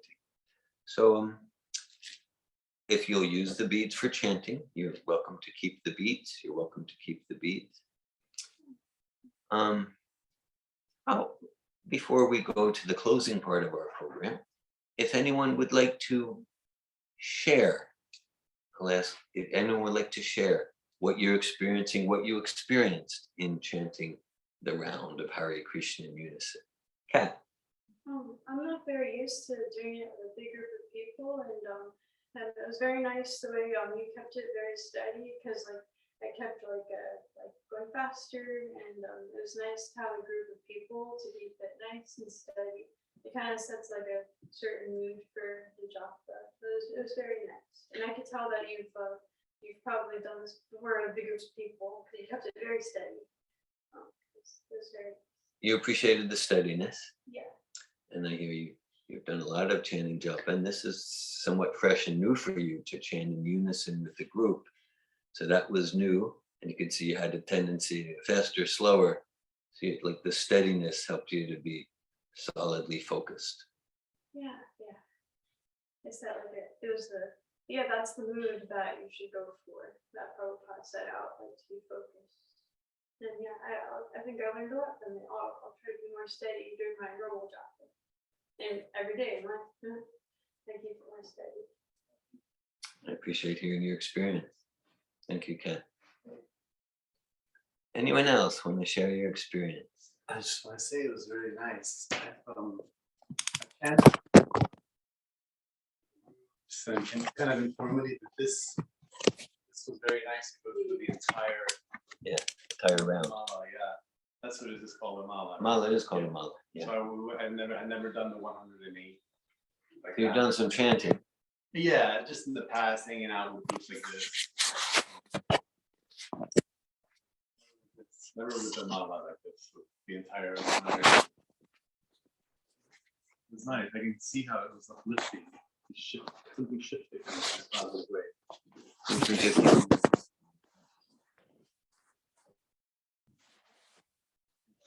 Thanks for sharing. Me too. Me too. Mais too. Tenho medo. Thank you. I'm moved by your sharing. Password. I broke the Zoom. Okay, wie wenn du not.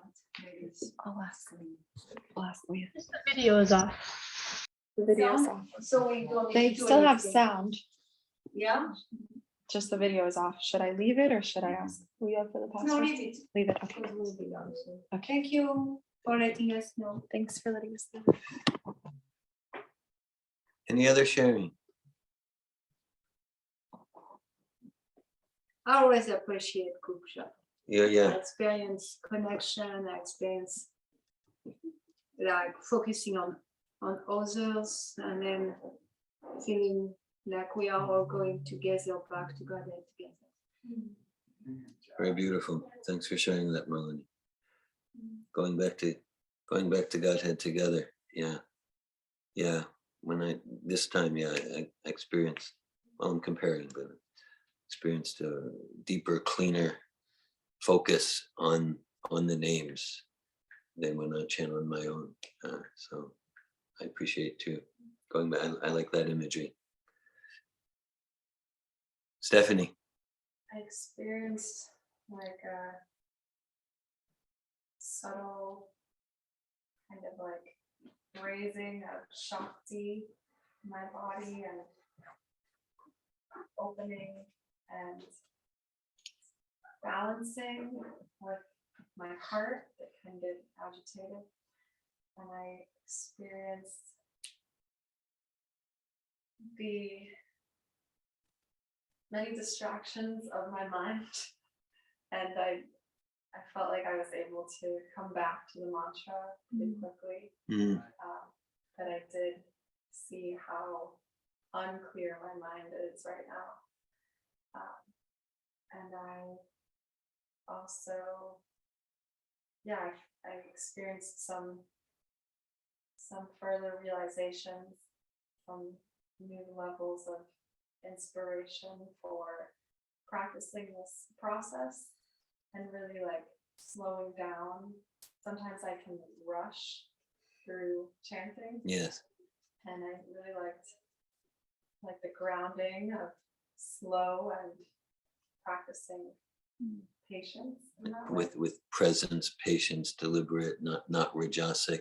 Mhm. You got some connection with that. Right, not, yeah, just staying present with the mantra, not trying to get somewhere with it. Yeah, like trying to accumulate ground or something.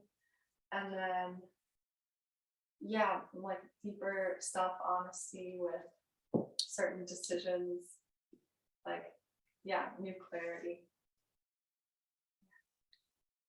You experience uplifting energy, cleansed consciousness, and a depth of presence, and yeah, like I hear, like you noticed you're busy, chatty, the mind on its 10 tracks, 20 tracks.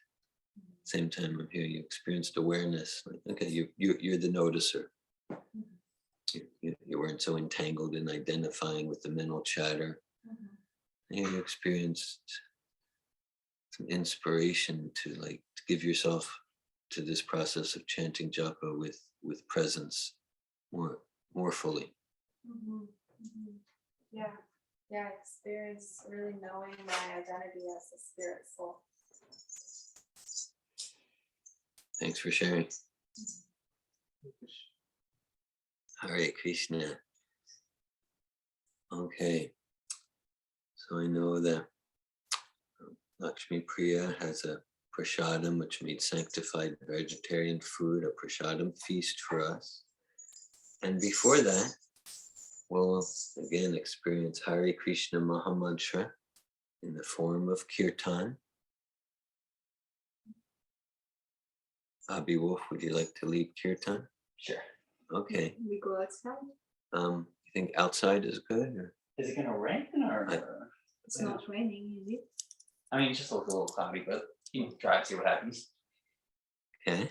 Excited for you to Maybe you should remind us of Krishna, right? Yeah. But Good the cloud. kirtan rain, well, isn't it? Your time does bring rain, thanks. So as soon as you will start with your purity, That's why we have a ballroom in Dunga, they can withstand the rain.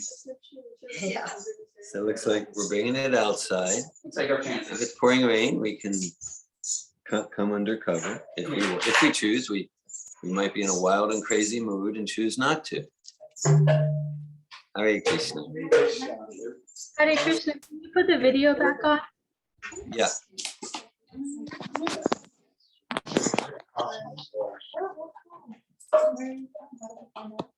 I'm trying to figure it out.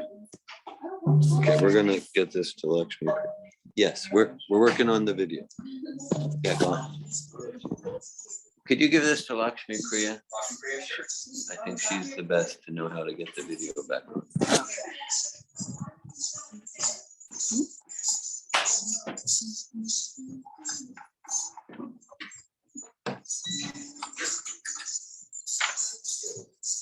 Lakshmi Priya? Lakshmi? I can go to the bathroom. Thank you. Hi, Krishna, what's up, you? You're leaving? Anasuya? You're leaving? Oh, I was so happy that you were here.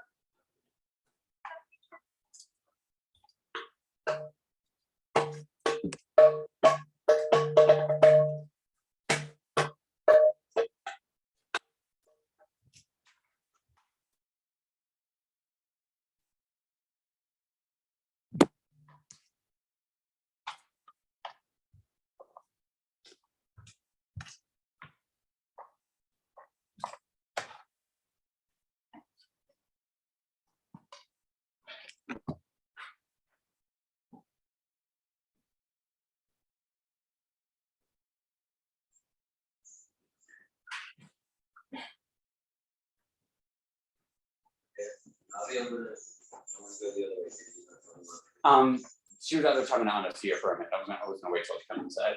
And so yeah, where do we go? Your time? Yes. You choose. We went out here last time, so that's where we're gonna go. I'll be there. I'll go the other way. Okay.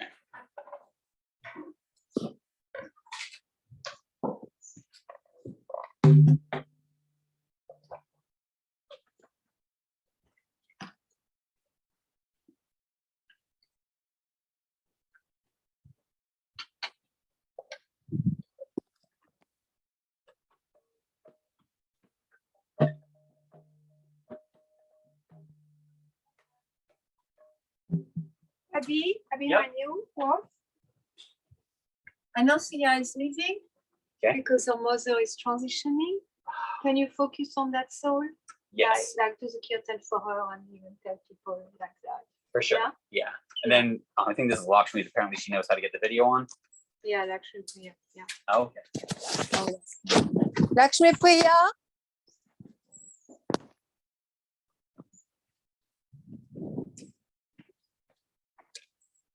Lakshmi Priya. Lakshmi Priya. Oh, yeah. Can you put the video on? I asked Abby to do the kirtan in honor of the soul transitioning, and it's really. Yeah, we're still on. It looks like Priscilla's are still here. Okay. So he says he couldn't see the video. Thank you. Is that better? Yeah, it's nice to be a part of the energy. Thank you. Yeah, it's good energy over here today. Okay. You did. We fixed it. You fixed it. Thank Yeah. I'll just do this. Can you see that? Can you see yourself? you. That's good. Yeah. So start here. I want to let everyone know to give the lecture prayer for her mother. So I was hoping people would come in, but Yeah, we'll see.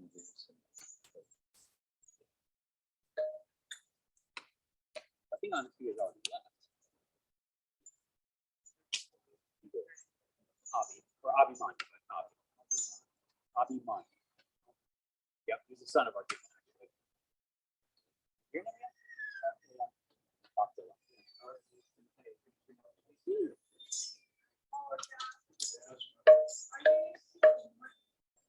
Well, I've been at fun. This time of year, my lungs don't process.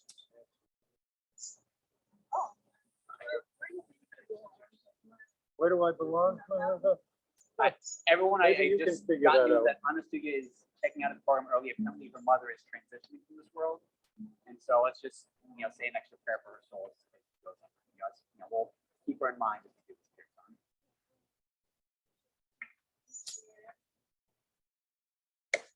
Krishna, so to speak, will be our prayer.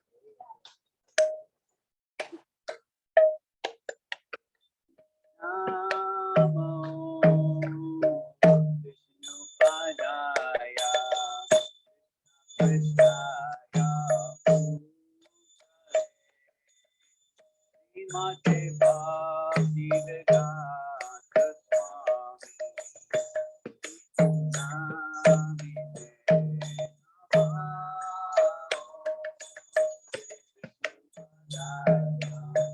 Krishna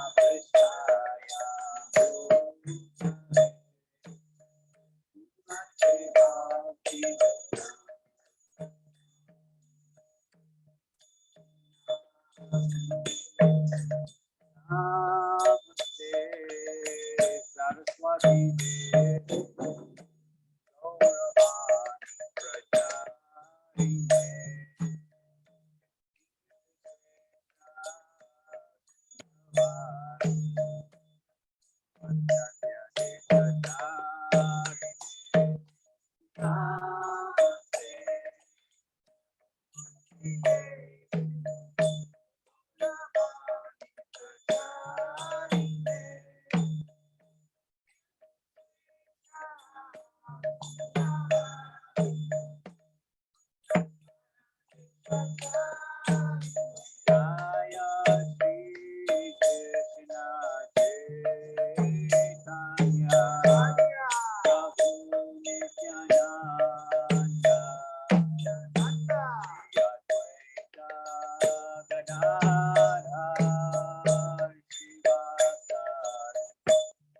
Gauravani Prajayine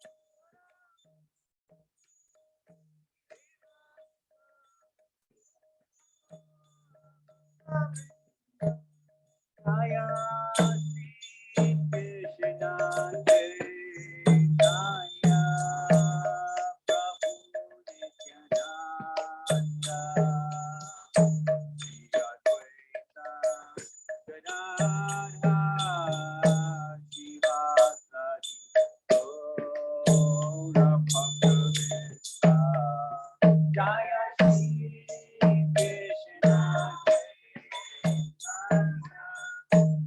Prabhu Nityananda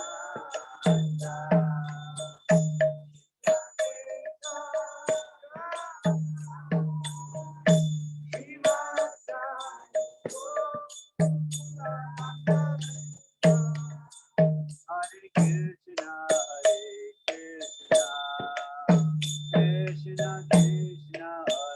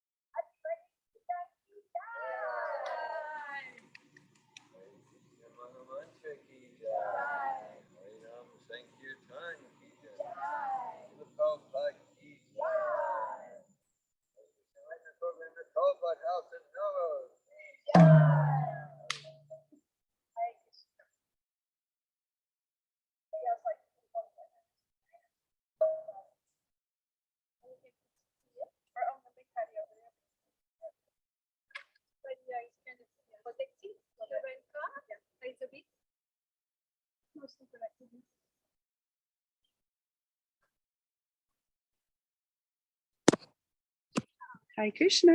Hare Krishna. I'm very happy to be here. Oh, that's cat. Should Okay. It's okay. I understand. It's nice that we're Mauricio. Mauricio. And hey, What is your name? Kaylee. Kelly, nice Stephanie. meeting you. Are you We're gonna log guest off. here also? I'm just came for Oh, wow.